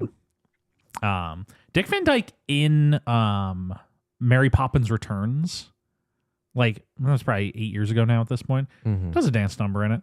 He still seems quite. He dances in the credits scene of this film, and he's got does. moves. Dick Van Dyke, like a very spry. I mean, he's in a wheelchair now, Yeah. but like he's 101, so he has earned the right, I think. To have the wheelchair. I think he's earned the right to be in a wheelchair. No, Now let's just talk about who hasn't earned the right to be in a wheelchair just yet. just a truly joyful presence. Hi. But he Ben Stiller gets the job at the museum. He gets the job, and I think we just cut straight to his first shift. We do. But here's where I start wondering like, oh, where did they film this? Like, surely they must have filmed this at a museum. They did. It's a set, isn't This it? is an entire like every part of this museum is a very impressive set. Yeah. Built on a soundstage It- in it- British Columbia. It is a point to this movie's major credit that like you're watching this and you're like, this is a really well designed set with art like that has a certain like Art Deco look to it. Yeah. They thought about the history of what did the museum look like at one point. Well, how's it been modernized? I really like the design here. The art department, great job. They did a wonderful job. They did a wonderful job. The exteriors are filmed at the actual Museum of Natural History in New York. Do you think the Central Park chase scene was actually Central Park? You think I'm sure they filmed that somewhere in Nah. British Columbia. No, there's. I don't think they. They just had a second unit do the exteriors of. They actually just check. used all the B-roll from the horse chase at the end of Elf. I'm gonna shake your hand. They just used I'm the gonna end of shake your Elf hand. for this and Yeah. Central Park Rain. Remember when Ed Asner played Santa, Ed Agro Santa Claus? Yeah, that's good. Very good. You watched The Pit, right? Of course. There's that line like 2 episodes ago in The Pit where Mel King was just like, I've watched Elf 127 times with my sister because she likes watching Elf. And there's just a tweet where someone said Mel King's letterbox. It was just a letterbox. It's just Elf. It was just an endless diary of Elf every day with a half-star review. Half-star It's review. Like a half-star like every day. Oh my god. It was very funny. Well, I'll be damned. They filmed. In Central Park? Well, one of the filming locations is West 72nd, and I know that's off of Central Park. Like, there's a road that goes through Central Park that Is that not West- actually? Is that not the museum though? is Yeah, it? I Is it wonder on? if Is that's the museum off of? It is off of Central Park, according to the movie. I'm pretty sure it is, too. Let me see. I played the Insomniac Spider-Man games. I know New York pretty well. No, because I like that. the museum is Do you like that? on. No, the museum's on 77th. The museum is on Central Park West, between 77th and 81st. Yeah. Oh, that's Yeah. a big museum. Wow. So then, if they filmed on 72nd West, that's the road that turns into Terrace Drive, the road that goes through Central Park. Well, maybe they did film it in Central Park. Who knows? But that also could be where he and the kid are walking at one point. 'Cause they had a Central Park. Oh, you're right. You know what? No, I do believe you're 100% right. Because there are several sequences in this movie actually set in New York that they filmed there. No, I'm looking at. I'm in the street view right now. Yeah, no, this is where they walked. Yeah. But he has his first shift in the museum. Yeah. Yes. And it doesn't go well. And Dick Van Dyke is like, remember, don't let anything in or out. Out? What do you mean? What do you mean? What do you mean? Oh my god! Just read the instructions. You'll be fine. The instructions that are written on a really aged parchment paper with brand new ink in a typeface that they've changed the color of certain words to emphasize them. Like, one of those old fucks has some really advanced Microsoft Word access. Now, I simply do not understand these instructions. I am willing to suspend my disbelief. This is like an element where I'm like, because the paper, it's black ink, but it turns red at night. I have that what a happened? photo of the full prop with all the instructions. I just thought that he just didn't read the instructions until Maybe that's it. he actually needed to, which was like when things are written in red, it's just emphasis. Yeah. That's all. It's like, don't lock up the lions before it gets Or dark, they'll eat you. or else they'll eat you. I have something like that. I have the full instructions here from the prop. Read every single Number rule one. to us. Throw the bone. Number 2, lock up the lions, red text, or they'll eat you. Number 3, double check your belt. Red text folded, the monkey probably stole your keys. Number 4, tie the horses to the bench. Never does that, for the record. 5, go inside the temple of whatever the hell his name was, and lock the sarcophagus. I don't think he ever touches it himself. It's always just locked on its own. 6, close the dioramas and pull their latches over. Don't forget what happens if you don't. Open the adjoining gallery to the African mammals. They will break the door when escaping the hunt. Number 8, all capital letters, 3 exclamation points. Duck. Be alert for rifle fire. 9, beat the war drum. The Union and Confederate soldiers will not battle if you get the beat right. We never get to Earplugs that. are stored. Earplugs are stored behind the crustacean display. Get them before the whale gets to its third chorus of whale song. It'll bust your eardrums. Distract the Neanderthal men once an hour. They will complete sharpening their spear. Once they complete sharpening their spears, they will hunt you. They're not very smart. You'll think of something. Then throw the bone again, but not in the direction of the fossil exhibit. Don't let George Washington get talking. You have no time to chat, and he is persistent. 14, and this is the last one on here. Lock the latch to the marine life exhibit before Christopher Columbus finds the aquarium. Chris will break the glass to set his ship a sail for new lands. It's a big mess. See, this is funny. This is funny. That's actually funny. But But like, we only get the most boring rules. Lock up the lions or else they'll eat you. Yeah. No shit. But Throw here's the like bone. here's another Whatever. question. I feel like museums are pretty well secured places.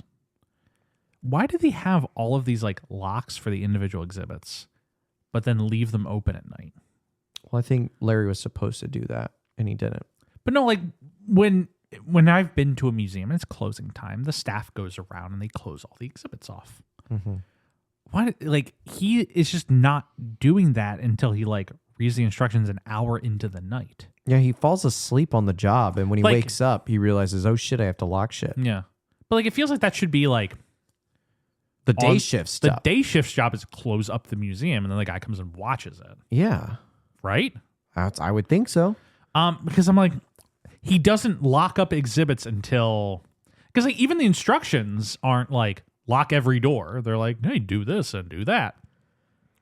I mean, if we wanted to get into the nitty gritty of it, it's like in New York during the summer, New York. the sun doesn't go down till like. Greatest fucking city in the Or world. sorry. Let me back up. Let me tell back you up. something, Stuart. Let me tell you something. In the winter- New York is the greatest fucking city in the world. I should have My known. city. I should was have a known. kid on these streets. I was born in the fucking gutter, and I rose to the top.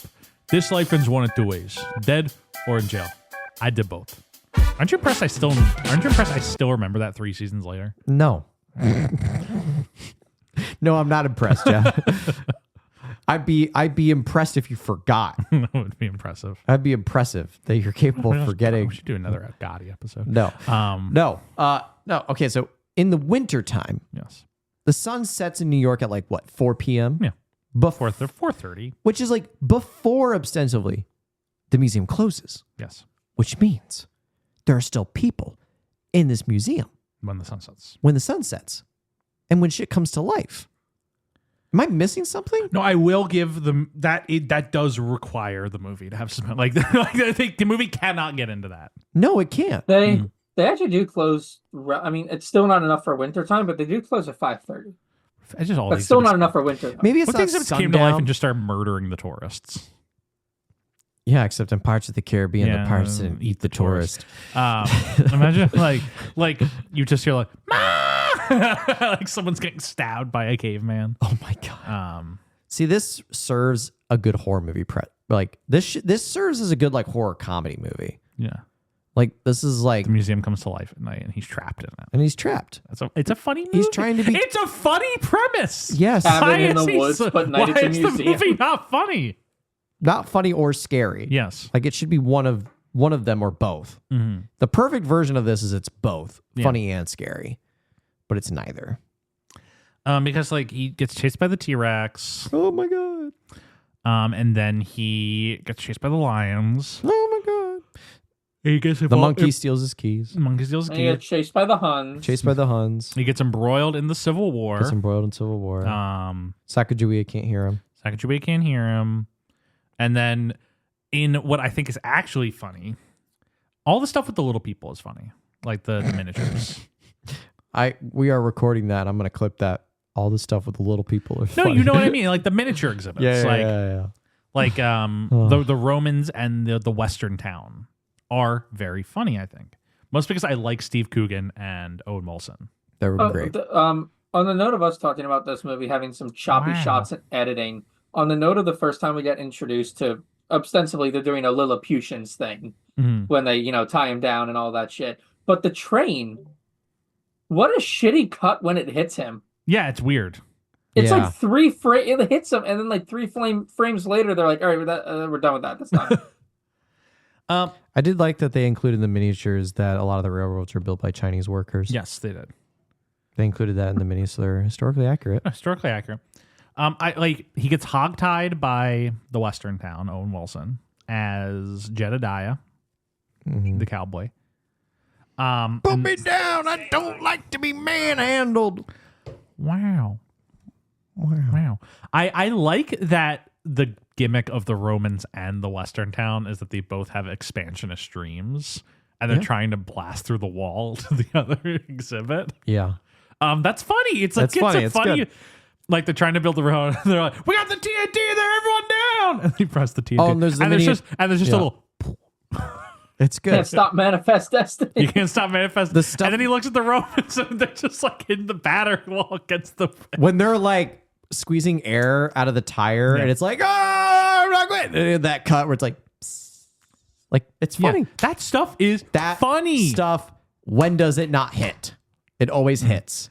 And he says, "I will leave your cages unlocked if the two of you can get along." The Romans and do you guys the see West. the Mayans over there? Because there's all those miniature Mayans who the blow darts and Yeah. stuff. And it's like, do they look happy? Oh, Wilson. He looked- No, they look sad.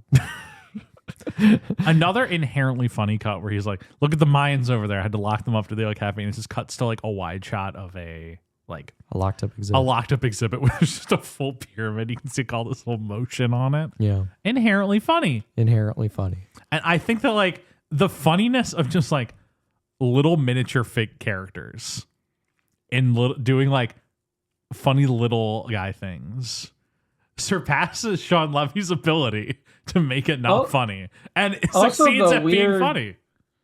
The weird fucking impotence jokes with Owen Wilson with his guns. My guns can't fire. The impotent gunslinger. But they can do this. Just like in Pirates 3. Hey, we can still use them as clubs. But the two of them are just so funny together, and it's because they're They're both great. funny actors. Yeah, they're both really funny. What's after this? He survives the first night, just barely. He gets rescued by Teddy Roosevelt, who says, "I'll help you." Mr. Oh, right. The Teddy Roosevelt Well, I'll reveal. kind of help you. Like, I'll do first night, but then you're on your own. Yeah. Even though he's never on his own for the rest of the film. Teddy Roosevelt's, "I'll help you get things in order the first night, and then you're on your own." And then it just like cuts them being like, "All right, well, we're all going back to sleep now."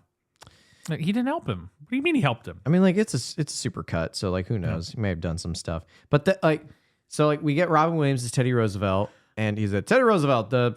What president is he? 26th president? 26th president of the United States. Fabulous. Where does Teddy Roosevelt rank in your listing of presidents, Jeff? And don't pretend you don't have a ranking of presidents. I don't have a ranking of presidents. You, the most like president pilled You guy want ever. me to have a ranking of like where fucking like Martin Van Buren sits? Jeff, what Yeah, have where's I, Harrison, dude? Where's Harrison? Dave? William Henry Harrison. What have I said that has been inaccurate as to the character what's of that? Jeff Sweeney? He is the guy that would have a president ranking. I would have a president. You have a whole Jeff, shelf. quick question. on your shelf bookshelf. right now. I know you have FDR on there. I know you have Team of Rivals on there. What else do you have on your shelf? I have the autobiographies of every president from Gerald Ford onward. Do you have River of Doubt? River of Doubt. That's the Roosevelt spoke about his time down the river. No, I have the ones I have The Promised Land, which is the Obama book. Yeah. Decision Points, which is the Bush book. My Part of the Life is the Clinton book. A World Transformed is the HW book. Reagan's book, I think, is also just called My Life. He all just like boring ass title. Oh no, it's An American Life. Because Stuart, I do want to point out that absolutely no one who doesn't have a presidential ranking system would be able to name all these in backwards order like that. That's what I'm saying, Jeff. And you ridicule me for thinking. Jimmy Carter's book is also just called My Life. That's the one. Okay, so I return to the former question. And Where Gerald- does Teddy Gerald Roosevelt rank? I would look. I am. He's got to be top 5. He did the I'm national very park system. invested in presidents from like World War II onward. Okay, so Are the ones I have a lot of thoughts about. So Teddy Roosevelt isn't in that. Like list. he. I don't know. I'm not going to get into He it. expanded the Navy. He expanded a lot of things. Expanded a lot of things. Yeah. National Park. National parks. He was the president when they were Has a whole stuffed animal named after him. yeah, busting the meatpacking monopolies they and stuff. broke up all the monopolies. Yep. The square deal, right? That was Square Deal, yeah. Teddy Roosevelt Yeah. because Franklin Roosevelt Was the New Deal. was the New Deal. He did the square deal. Yeah. What was the I square deal? did the circle deal. What was, what No, was- we cannot get into Teddy Roosevelt too much. Yes, we can. Because we will uncover stones that need not be unturned. it's so funny that you'd be like, what a ridiculous question, thinking I have a presidential ranking list. Oh, Jeff, by the way, how many biographies do you have? I have all the biographies from Gerald Ford onward. Yeah. I want to get the Nixon one. It's hard to find a good copy of it. Anyway. So, what am I? We were talking about Teddy Roosevelt. Teddy Robin Roosevelt Williams helps him closes out. up. Teddy Roosevelt's like, you have to chart your own course, man. Some men are born with greatness, and others have greatness thrusted upon them. You, Lawrence, were not born great, but I think you have greatness thrusted upon you. Yeah, you have greatness in you. That is like the most lukewarm Sean Levy fucking movie arc trope. It's a line that has been said a million times. It's like, step up to the plate, my good son vibes. That's the thing. Yeah. Larry's got to learn to believe in himself. He does have to learn to believe in himself. You know who else does? He quits his job the next morning. Amanda. He says, nope, not doing this anymore. Not Dick Van doing it. Dyke's like, please. Because then, I think what happens is like, He runs into Paul Oh, you're Rudd right. and his son outside. Mm-hmm. And he's like, I really want to come visit you. at work, He's like, okay. And he goes back inside. Dick He's like, Van Dyke, I changed my mind. I'll give it one more night. Dick Van Dyke's like, you should do some research. And then a baffling sequence occurs that you texted me about. Oh my God. Jeff, you and I have worked on a movie that was shot on all nights. Yeah. Do you think we ever had a fucking ounce of time in the day to research fucking historical figures? Maybe like an hour max. This guy, when does he sleep? He goes from, I'll give it one more night, at probably like 9 a.m., 8 or 9. Because he's getting off his shift. He's getting off his shift. So it's about 9 a.m. Also, is it like a 16-hour shift? Like, how long is he at this museum? Must be. He's at this museum for a long time now, and then spends a whole day researching. He's getting history. paid $11.50 an hour because he said this He is does not say worth that. $11.50 an hour. It's crazy. But he spends the whole day researching, and then goes back to the museum for his next shift. Yeah, seemingly he never slept. Yes, he did not sleep any time in that. No. He's a Superman. But So- he comes back and he's done historical research. And this time he's got it all figured out. Or what you'd think. Or what'd Well, you think? You know what I did like about the sequence? You guys remember websites? God, I loved looking at those websites. Remember and they're just like websites? random blogs. Remember, like, when it's like, I kind of want to figure out about this thing, and you like go to someone's website who is an expert on a subject, and he's like, my goal, my entire life's work is just making a website about the Mayan civilizations. You just read this guy's website. It's great. Their websites don't exist anymore. It's like all apps and It's all apps. or and- Wikipedia, Or Wikipedia. which is great. Wikipedia is an incredible resource. It's a miracle it exists. But like it just there used to be such a creativity to the internet. Mm-hmm. Doesn't exist anymore. Now it's like an Instagram page that will occasionally share like, here's what happened to the Mayans. They were abducted by aliens. And you're like, oh fuck, this is AI generated. And then they get like 5 things wrong in it. yeah. Yeah. It'll just be like some Chat GPT ass description of a photo of like a guy on top of a pyramid. This is so discouraging. Here's but 2026. here's 2026. But he he learns all this information. He comes back and he's like, well, now I am knowledgeable. And to this movie's credit, I like that it's, if nothing else, trying to be a movie about the merits of a museum and knowing history. It is a very earnest, like, non-offensive, noble aim for a movie to give for children. You know? It's like the faintest I praise. feel Jeff just like wanting to kill himself, No. giving an ounce of credit to. This is like a 5 out of 10 movie. Yeah, I agree. I agree. I gave it 3 out of 5 stars. I was 3 out of 5. Yeah, 3 out of. I gave it 2.5 out of 5. Yeah. But like he comes back and he has all this knowledge about the museum. He closes up the Lions on time. Yes. And He when has a- Dexter tries to steal his keys, he's like, we get the one funny Larry scene in the movie where he's like, oh, did the baby steal my keys? Look again. And he took baby keys, Yeah. baby toy keys. And he actually kept his keys in his front pocket. Good for him. It's good for him. He And then he gets his keys stolen again. Because he does fucking get his forgets to do keys that. stolen again Freaking idiot. because he's an idiot. And he teaches how he thinks the best way to keep the cavemen distracted. Teach them how to to give light them a shit on lighter. fire. Well, they're just like they're trying to learn how to make fire. And Right. So she's like, I'm just gonna give them fire. I'm just gonna give them fire and we'll Gives keep them them a lighter. preoccupied. Yep. They all start smoking. It's really bad. No, they do actually start smoking in the sense that they catch on fire. He knows how to throw the bone with the T-Rex thing. He throws the bone with the T-Rex. He uses card tricks with Attila the Hun because he learns that Attila the Hun was entertained by magic performers. Yep. He does a lot of things, and they all start backfiring on him. Cavemen light themselves on fire. He gives the monkey Easter escapes. Island dum-dum, you give me He dum-dum. gives the Easter Island head gum. Sure. But then it all falls apart It all falls apart. because the monkey steals his keys, bunch of Unlocks shit. the window. Yep, and the caveman light shit on fire. He extinguishes it with a fire extinguisher. Like, oh, One of the cavemen wanders away. goes And outside. then he gets Thanos snapped. Yeah, the caveman fucking dies. Caveman dies. He dies. Yeah. Well, because we said it earlier in the lore. Well, we didn't say it. The movie says it. Teddy Roosevelt says you have to make sure nothing gets out of the museum because the sun comes up, we turn to dust. Also, the movie ends up ignoring this. Like, okay, so he has the one bad night, and Ricky Gervais is like, "Look at this miniature. He's in the stockades." I do and stuff like that. That is funny. And it's like, okay, so first off, how did you notice that? But not there's a whole ass caveman missing. Yeah. And they're all covered in like fire extinguisher foam. Yeah. Well, that's the end of the movie when like the museum is trashed. It's like fine the next morning, and I was like, how do they do this? And then there's the little clip of Dick Van Dyke cleaning the floor, and you're like, oh, they did it in one night. They cleaned the whole museum. But he the second night still doesn't go well, but it goes a little better than the first. But he gives Teddy Roosevelt the keys at this point. He says, fine, you do it. Yeah. And Rob Williams is like, Lawrence, no, you can't give up now, Lawrence. Some men, it's like, yeah. Some men are born great, some have greatness upon them, but that's not me, Teddy. Aren't you? He gets fired the next morning because the caveman's gone. Yep. They do notice the caveman's gone. He gets fired because of it.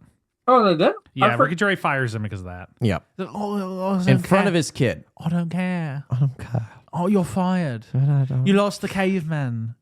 And then somehow, for some unknown reason, it's like, okay, man, one more night. Can I get one more night? And Ricky Gervais is like, all right, fine. All right, fine. But one more tiny, teensy little thing out of place. And fool me once. For me, he says, fool me once, shame on you. Fool me twice. And then Ben Stiller goes, shame on me. And he's like, yes, shame on you. It's a great joke. It's a good joke. Only surpassed by the President of the United States actually doing that by accident several years prior. I watched that clip. But it's like, fool me once, shame on you. Fool me twice. We don't get fooled again. It's so funny. It's so funny. So good. But Remember we had funny presidents.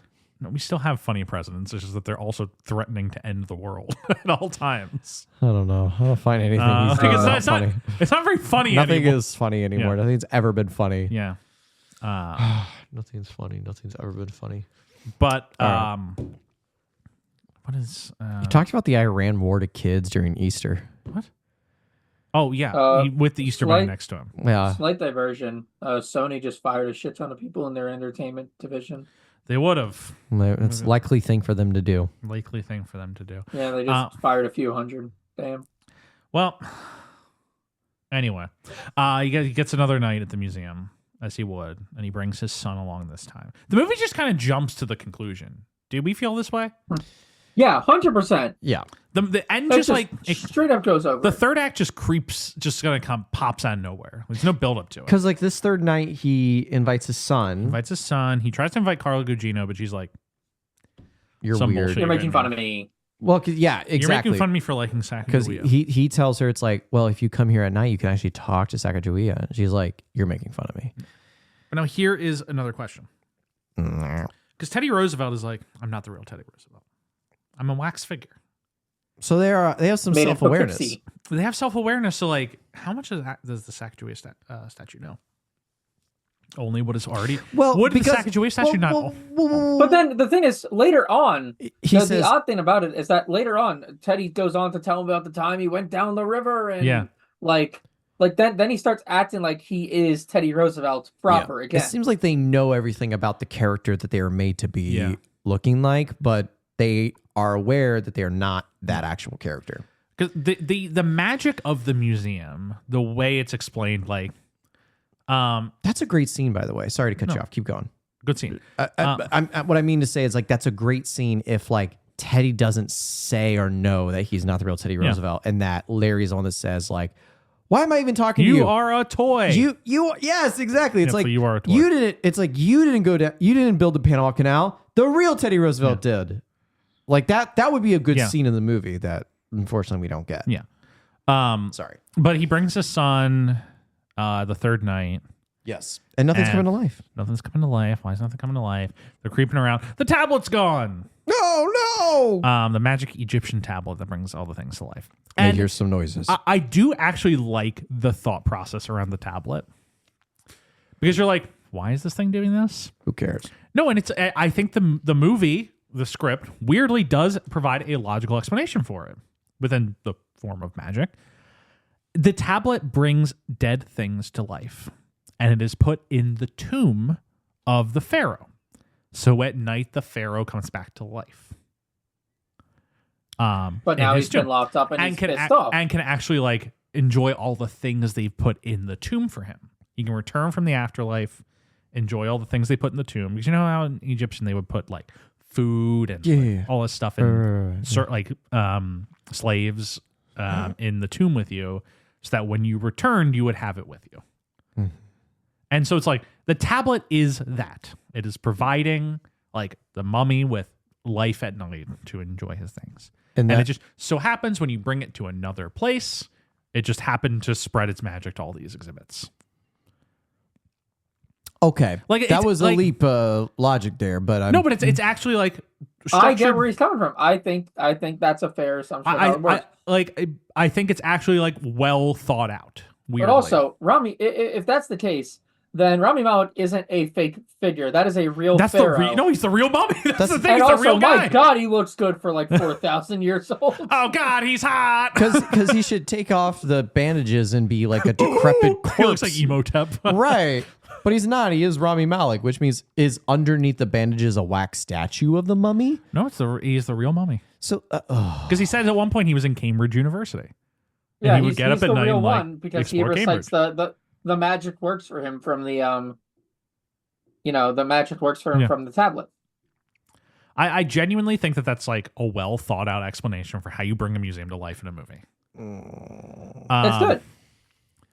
That like uses Egyptian lore, which is going to become a major element of the next two films Right. in this franchise. When are we doing those, by the way? We'll figure that out soonish. probably this summer. Sometime we have to We're finish, getting there. finishing the whole Robin. Heads this up for that. Just heads up for that. Sidebar. June 22nd, July 10th. I will be in Sweden Yeah, again. we'll figure it out. We'll figure it cool. out. Yep. Um, Bring your laptop. We'll Zoom. Sure, I'm fine for that. but Okay, so but the tablet is the gone. tablet's gone. They find Dick Van Dyke, Bill Cobbs, and Mickey Rooney. Snack Shack. Stealing Hop. the tablet. Get out of here, With one of the hopscotch. panels turned. Yeah, turn so the magic isn't Which happening. also, why did they okay, so they took it earlier and then they put it in a cart with a bunch of other stuff. Like, isn't that the first thing you want to fuck off with and then just come back for the other stuff? Well, I think there's just like we're gonna rob the whole museum this night. Yeah, no. No. They go to try to rob the whole thing. Right. Which, if they realized this thing was giving them power in older age, they realized that 20, 30 years ago. Why did they Why wait now? until they're on death's door to Because be like, they got you know what? fired. Dick Van Dyke says like we just liked this job, like we like doing this. Oh, We just so fired us. happened to have been fired by I Ricky must have Gervais. missed the. I must have remember missed that. the fired part. I remember that line at the beginning of Yeah. the movie. He says at the end, he's like, when we got wind they were planning to downsize and hire someone younger, we put this plan into action. Oh, I must have missed that. Because they line also somehow. have like a somewhat real motivation that like they're intending to live forever with this tablet. Yeah. And that's Which, why, to be fair, we have proof it works. yeah, that's why they're like, we're taking a lot. Dick Van Dyke says, I'm planning on a long retirement because they're planning to live forever with the tablet. Right. To like Tom Lennon and Rob Bengaren's credit, like this is like a hacky script, but they do provide you with the answers to your questions. Yeah. There's a reason that they're stealing this tablet. Okay. And then the kid, flips the tablet. All the things in the museum come to life, but it also makes the three old men like, Yeah, and you can hear their bones like cracking back into position. Mickey Rooney all suddenly his face shrinks and becomes Mickey Rooney just turns into like a lava monster. If they made this movie 20 years later, they would have TH'd their asses. But they would have. Yeah. Mickey Rooney doing the pile driver. that's so good. Was fucking funny. it's as so shit. Sometimes a stupid joke really hits. Yep. And when you tell me Mickey Rooney is jumping from the top rope and yelling pile driver, I'm sorry to say, I'm in. I'm in. Yeah, and then they're like, I love it when we clearly cut to their stunt doubles. You just see him from behind. And there's like, I like what Mickey Rooney's like. My favorite's where they're going up the stairs because it's Yeah. a long shot Yeah. of the camera panning over, revealing like them from their backs running up the stairs, and it's so clearly not these old fucks. Old guy having spryness and doing fun thing always hits. Always hits. It is a joke that always works. Yeah, that's why Rocky Balboa worked very well. Well, Rocky Balboa is not even like it's why like whether or not you like it, the Yoda fight scene in Attack of the Clones just works because he's like he walks in with a little cane and you're like, what's this fuck gonna do? And then he's like, "Rah!" And you're like, whoa, Oh my god, he's crazy. he's crazy. He's got a gun. Oh god, but They mobilize the museum to fight the a bad guys. chase ensues. And it's actually very simple for them to catch the. They send the civil. Ben Stiller gives a rousing speech Hey, to the museum. Civil War guys, you guys are brothers. Sorry, No. but North wins. Yeah, North Slavery's wins. bad. Slavery's That's bad. such Sorry. a good. That's a fun joke because the one guy just looked so dejected. Yeah, the southern like mannequins. Like, oh fuck. That's all we needed to do. Slavery's bad. Sorry, but North you guys wins. get things like NASCAR. Oh my God. Okay. Guys get NASCAR. NASCAR. But the museum rallies together to fight the back. Literally, all they need to know is this rousing speech. They That's break all it's- Sacagawea out of the glass. They break Sacagawea because she's a tracker. She's a tracker. Well, no. First And they catch Mickey Rooney and Bill Brilliant Cops. bit. First they catch Mickey Rooney and Bill Cops. The Civil War soldiers catch Mickey Rooney. Yeah. I kind of remember how Bill Cops gets caught. I don't remember how. Oh, it goes. Christopher Bill Cobbs Columbus. meets the Huns and he's like, okay, well, if you want to fight, I'll fight. And then they just beat his ass. Just beat him up. Yeah. But then Sacagawea has that fucking like almost out of a Zucker Abrams film, It's so good. brilliant ass bit of like he went east and then crashed to the right. They're like, how do you know?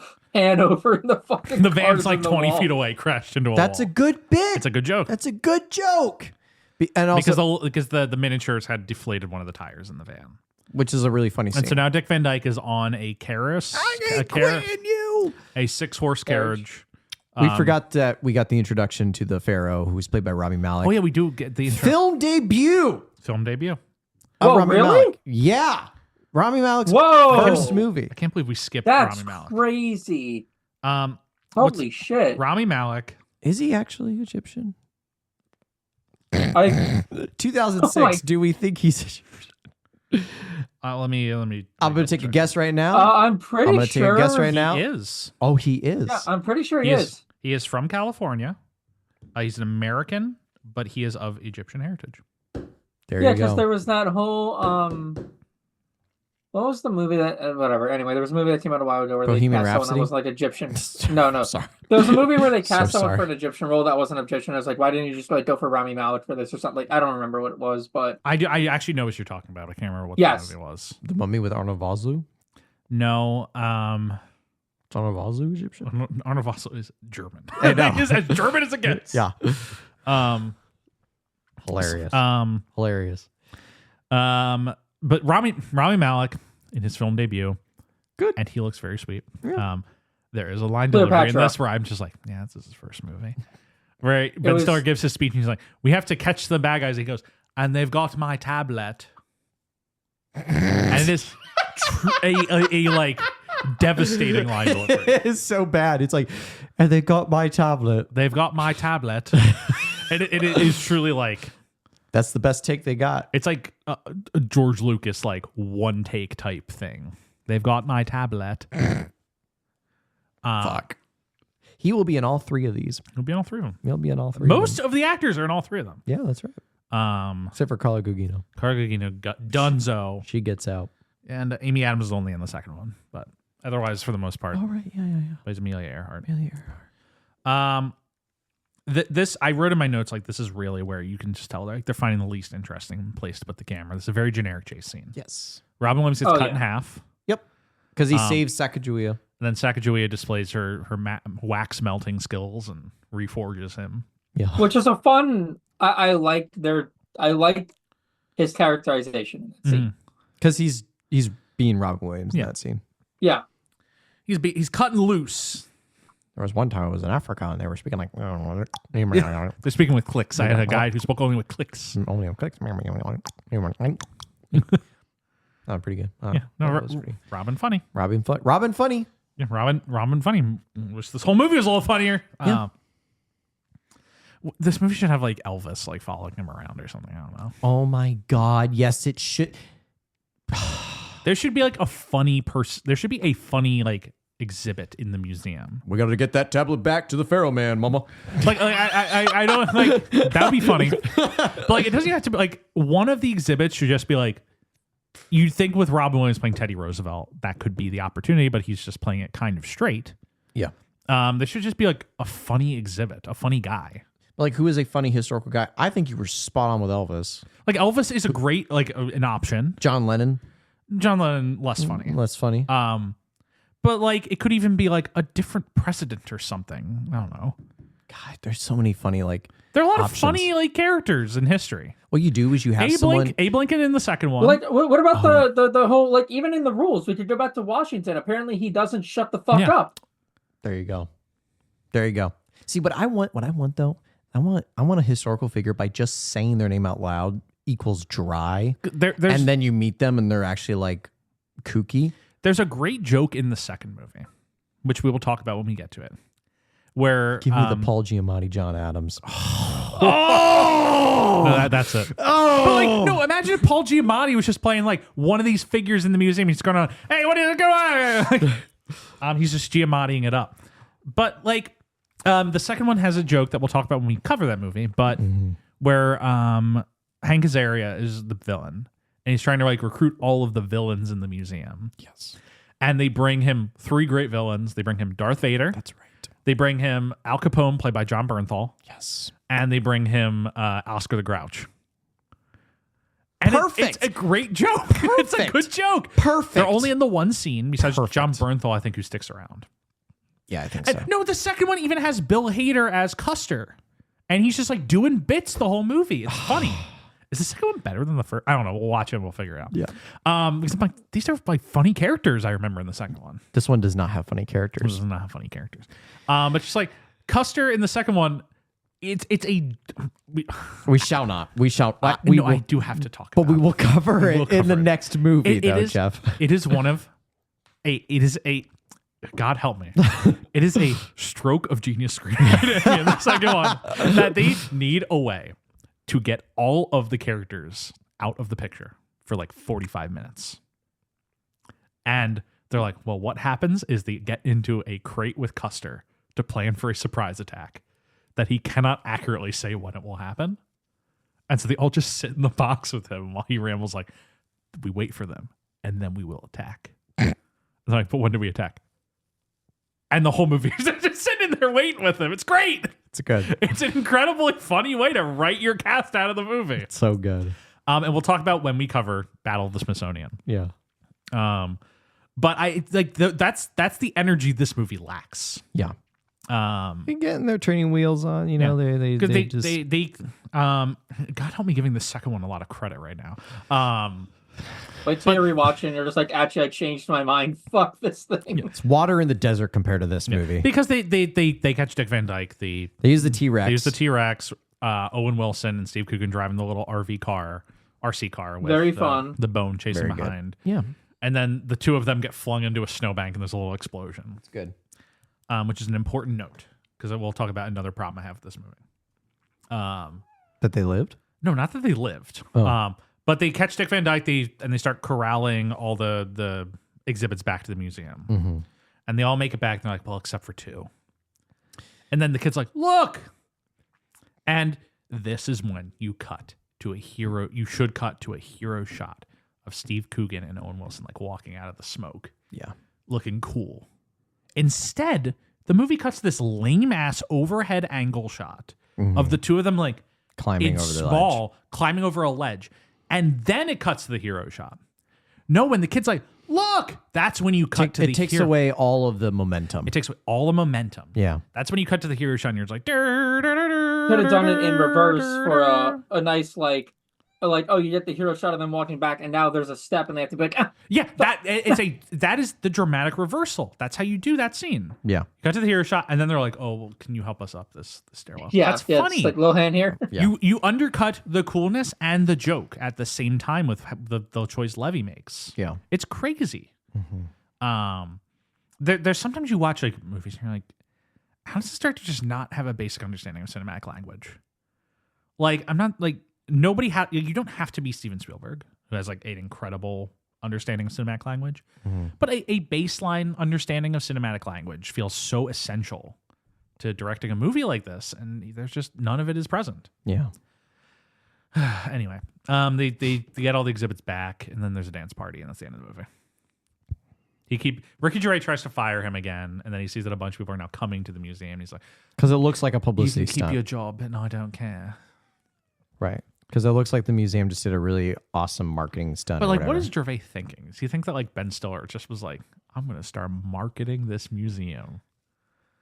Like what? Like What is- the cavemen on the roof, and there's stone etchings in the museum tunnels, the And subway. there's dinosaur footprints. There's dinosaur footprints. He's like, how does he propose that Ben But Stiller also, like did at this? that note, if those were to happen, he thus left his post Yeah. Yeah. Yeah. as the security guard. Then he left his post and he wasn't doing He anything. took exhibits outside the museum. Yeah, that means he took the foot at the very least This guy's off of getting the paid T-Rex. $11.50 an hour, and you seem to be under the impression he recruited cavemen. Guys to dress as cavemen go to the roof. We established that this is happening during the winter because it's snowy outside. Yes. So let's do the math here. Sun goes down in New York at like what, 4:30? 4:30. Sun comes up in the wintertime around like 8 a.m. 7. Let's say 7. Let's say 7, just to be on the safe side. So that means he's working 15 hours. 15 hours. 15 hours. So you have to do the overtime math. So 11 Wait, I got it. 50 times 8. He's also making this money in 2006, which $11.50 for like a job like that's fine. He's making $92 for the first 8 hours. That's tough. $92, and then it's $17.25 is time and a half. So times 7 is 120 plus 92. He makes $212 a day. Assuming it's a 5-day work week, $1,000 a week. Yeah. 2006, not a bad, Not terrible. not terrible. 50K Yeah. plus PTO, vacation, maybe an insurance policy. We'll see. 50,000. Ricky is not giving an insurance policy. You let's think be Ricky Gervais is real. doing insurance? He's doing anti-insurance. You don't actually get have it. to- you actually have to- You don't get insurance, and I don't care.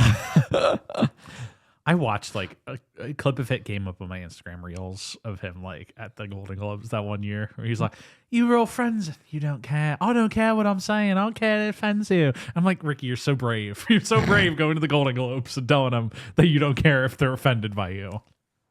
What was the one thing he said where he like got I'm not booed, owned, where he I'm said not that they were owned. all friends with Harvey Weinstein? It's like, why are you booing? You were all his friend. A funny joke. Yeah. Like, like he can still be funny. He is like a naturally funny person. It's just like Ricky, just try and be funny. Yeah. Instead of being like, "Oh, I can offend you. Do you believe in God?" "Well, I don't." "Oh." Okay, great. Funny. Oh. Isn't that literally the premise in his film Invention of Lying? Yeah, all of his fucking comedy now is about like, "Did you know that I'm an atheist?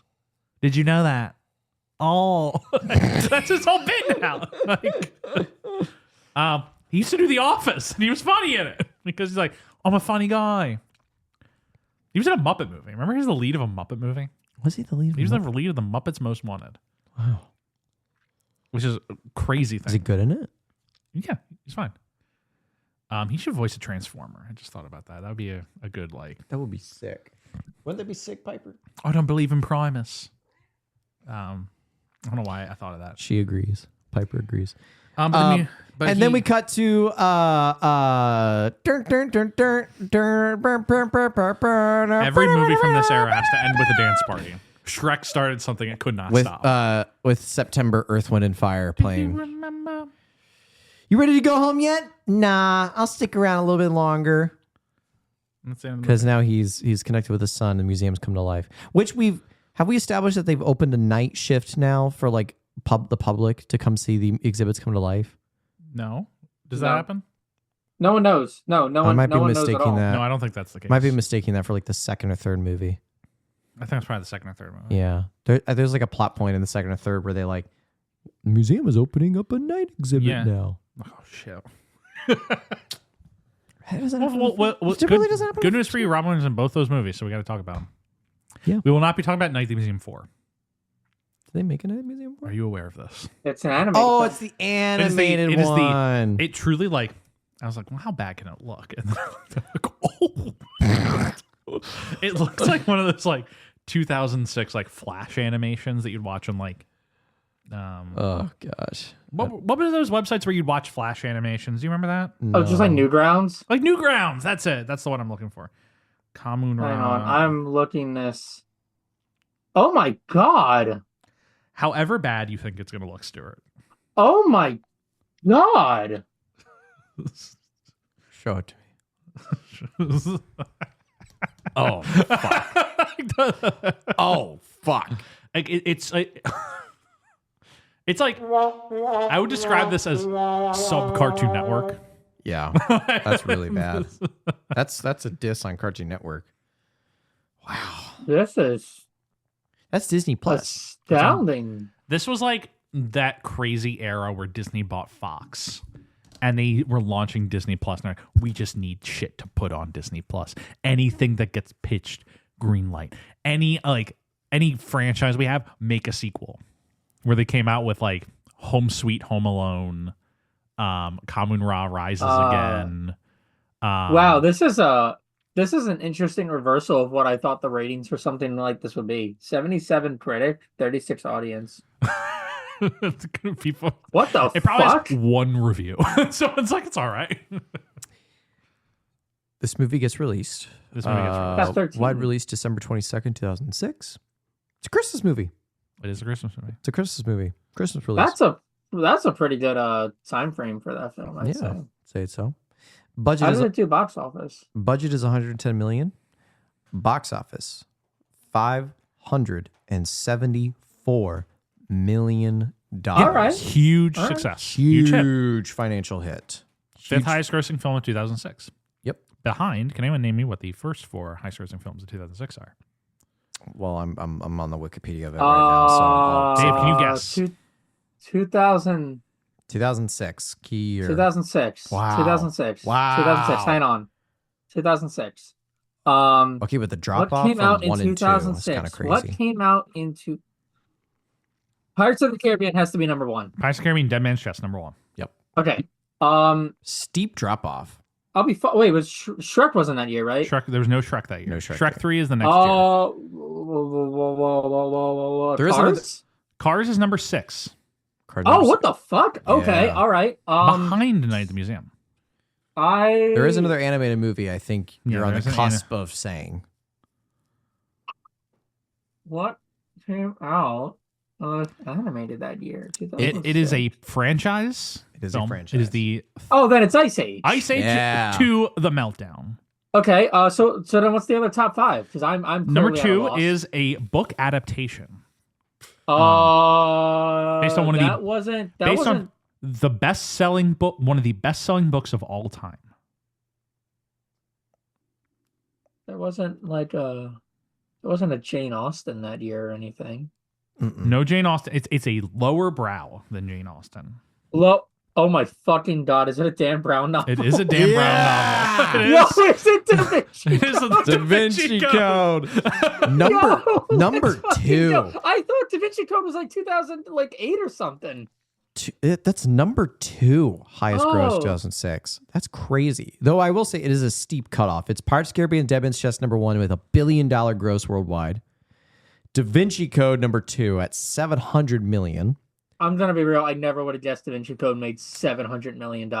Ice Age of Metal number Holy 3 for 660 million. Then jumping down one extra, Ninth Museum number 5 at 570 million. What do you think number 4 is? And I will tell you the money is 600 million gross. I will even tell you the companies: Sony and MGM. Oh, then it's You got it. Casino Royale. Yeah. Casino Royale. Wow, that's a diverse year. It's a crazy lineup. That same year, also, just to continue on, number 6 was Cars, 461. Number 7, X-Men: The Last Stand, 460. Number 8, another spy thriller franchise, Mission Impossible 3. Crazy that came out in 2006. Number 9, another superhero, Superman Returns, the Bryan Singer Superman Returns movie. Number 10, another one that we're going to get to cover last week, Happy Feet. Happy Feet. Robin Williams put 2 high-grossing movies. Yeah.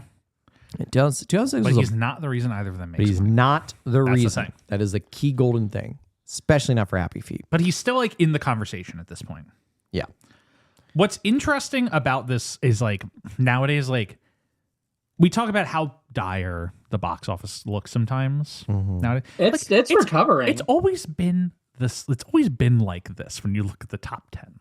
It's always just been like a bunch of franchises for like, I shouldn't say always, but like prior, like post 2000, this has been pretty recurring what the top 10 looks like. Yeah. It was funny. I watched Kramer versus Kramer earlier this week. Just because like it's a movie I'd wanted to watch for a while. Yeah. And I throw it on, and then I'm like, how much does this movie make? It was like one of the highest. It was the highest grossing movie of its year.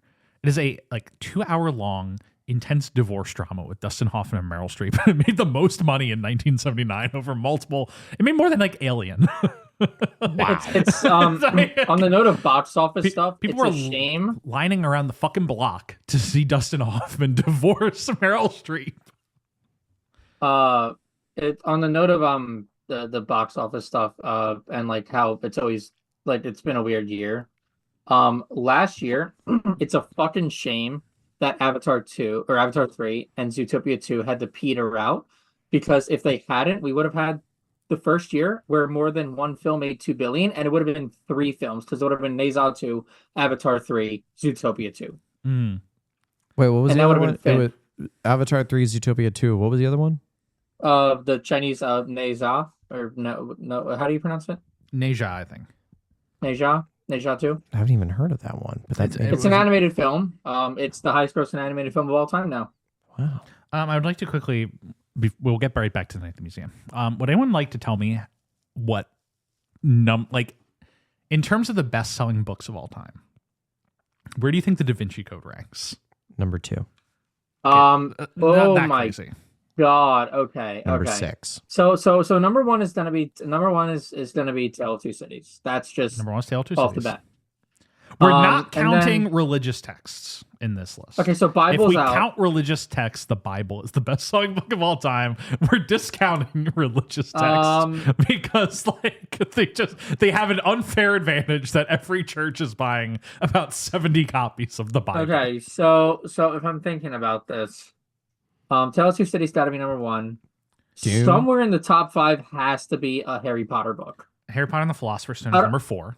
Okay, I was gonna guess Deathly Hallows, but Philosopher's Stone works. The Hobbit's got to be up The there. Hobbit is number 7. Da Vinci's Code. I'm gonna go with. I think Da Vinci Code's higher than I'm gonna The go Hobbit. with 10. I'm gonna go with 10. It is the 10th highest selling book of all Yo, time, the Da let's Vinci fucking Code, go. with 80 million copies sold. Because I was thinking there's no way you're not bringing this Is up. Dune even on that No, list? Dune is not on that list. No, I don't think so. It is just so funny.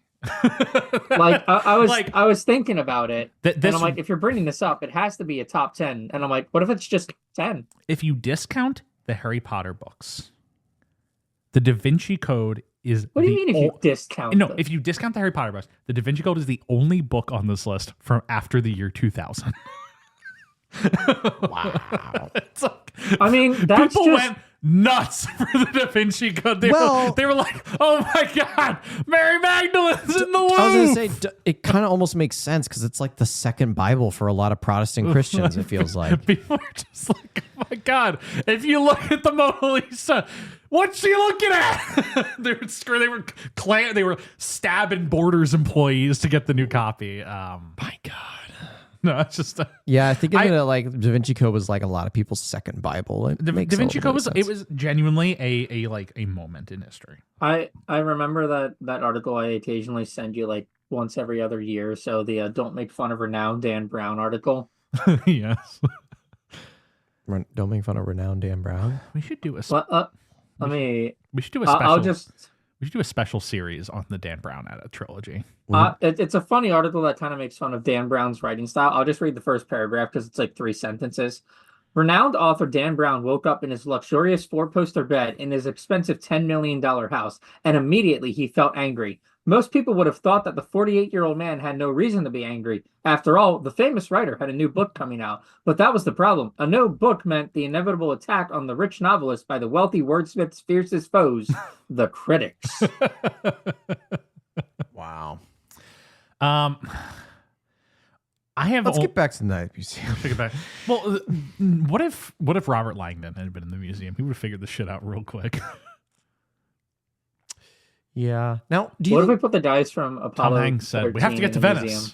now I know the Museum of Natural History is not an art museum, but what if the tablet went to an art museum? The Mona Lisa would come to life and be like, "Hey, what's the big idea?" What would the paintings come to life like Harry Potter? Probably. You I think that's the second one does that. Man, Because they're in the Smithsonian. I just didn't remember the second one being that much better, but maybe it is. Well, I cannot say it is better. It does have funnier bits from what I can recall, but yeah. I would not go out on a limb to say it's a masterpiece. Night Museum, number 5 most highest grossing movie 2006, $500 million, a lot of money. This will be Robin Williams. Gets an okay review. Gets it has okay. a 42 I do average on miss- Rotten Tomatoes. Which, like, for this kind of movie, likely what you'd expect. Yeah. This is like a 40% Rotten Tomatoes type of movie. I give it 3 out of... Despite the lukewarm reviews of it, I do kind of miss this era of like big blockbuster, star-driven comedies. I very much miss this era of comedies. I miss that vibe. Like, I do miss that. I think, like, I was thinking for a summer project this year, is I was going to go through all the Judd Apatow movies, like that he produced and directed. Because it's like you start with like Anchorman, you get to watch 40-Year-Old Virgin, Forgetting Sarah Marshall, Pineapple Express, just like a really good run of comedies. Partially a summer project. That'd be a good summer project. But I do miss like the Apatowian comedy era. Apatowian. And this movie, I wouldn't really even call it a part of it, but it's it's an offshoot of it. It has some of these guys in it. This is more like high concept comedies. Yeah, this is a high concept comedy. Yeah. I think what we all just actually miss is comedies getting released theatrically and making money. Yeah. Like we still get them in some regard. Like there are still big budget comedies out there, but few and far between though. The level of earnest camp has gone down significantly. Like The Naked Gun was like water in the desert last year. Yeah. And yeah, this franchise, because it will become a franchise, will be Robin's like financial lifeblood for the remainder of his career. Yeah. Which is a sad thing to say, but trying to be a glass half full kind of guy, which normally I'm not, but to try to be. Good for you. It's good that he has this, to like It's something. It's not like still keep the image afloat. it's not like he's starring in like some like true slop. Well, there's still time. I mean like a slop franchise. Oh, slop franchise. Oh, he's not doing like a Like I'm trying to think of an this is a completely different genre, but for example, Expendables. Yeah, like he's not like he's not like a comedy Expendables franchise. He's not in the Transporter 4 or the Scorpion King 7 or. But yeah, just like franchise that has gone on well past its prime, where they're just like the only draws that you have these stars doing things. Yeah. Well, it's Night at the Museum. It's Night at the Museum. Do you guys have any Day other at the podcast? Yeah. Day at the podcast, Night at the Museum. Anyone have any final thoughts before I close out our 2 hour and 14-minute episode on a movie that I think was only 90 minutes? We it's like 99. We exceeded the length. In which we spent 60% of it not talking about Night at the Museum. As is tradition on the Troll Team podcast. Ooh. Jeff, Dave, any final thoughts? It's okay. It's okay. Again, 3 out of 5 stars Letterboxd. I would have given it 2.5, but I think it was like you said, the little people were funny, and Robin. No, they're like funny bits. and I give it. It's like a clean down the middle 5 out of. I also think like if I rewatch this in 5 years, I will go back to 2.5 stars. But I think watching it in the context of Robin Williams' career, yeah, it's given me a little bit of a boost because I like seeing him in this role. Yeah, that's all. That's all. Well, Dave, thank you for coming on once again. And we'll see you again. We'll see you for the Battle of the Smithsonian. Battle of the Night at the Museum 2, Battle of the Smithsonian. Sharpen your knives because the battle begins. The battle Which I almost accidentally watched today when I woke up, and I wouldn't have noticed if it wasn't for the title card drop at the beginning. I love that. That's hilarious. Yeah. Well, thank you all. I put on the wrong one. I hope that movie. I hope that movie has a tagline. It's like the battle begins May 12th. May 12th. Well, thank you all so much for listening to this week's episode, Bobbin for Robin, Night at the Museum, 2006. If you like this episode, please remember to rate, review, comment, like, subscribe, whatever platform you're listening on. As always, we're on pretty much whatever platform you get your podcast from. So just give us a quick Google search. You will likely find us. Google Travolting. That's like Travolta, but replace the A with I-N-G. I-N-G. And as always, special thanks to Michael Van Bodeggan Smith for the theme music and Rebecca for the graphic design. Thank you for listening to Night at the Museum. Join us next week for License to Wed. More like License to Wet the Bed, am I right? Hey.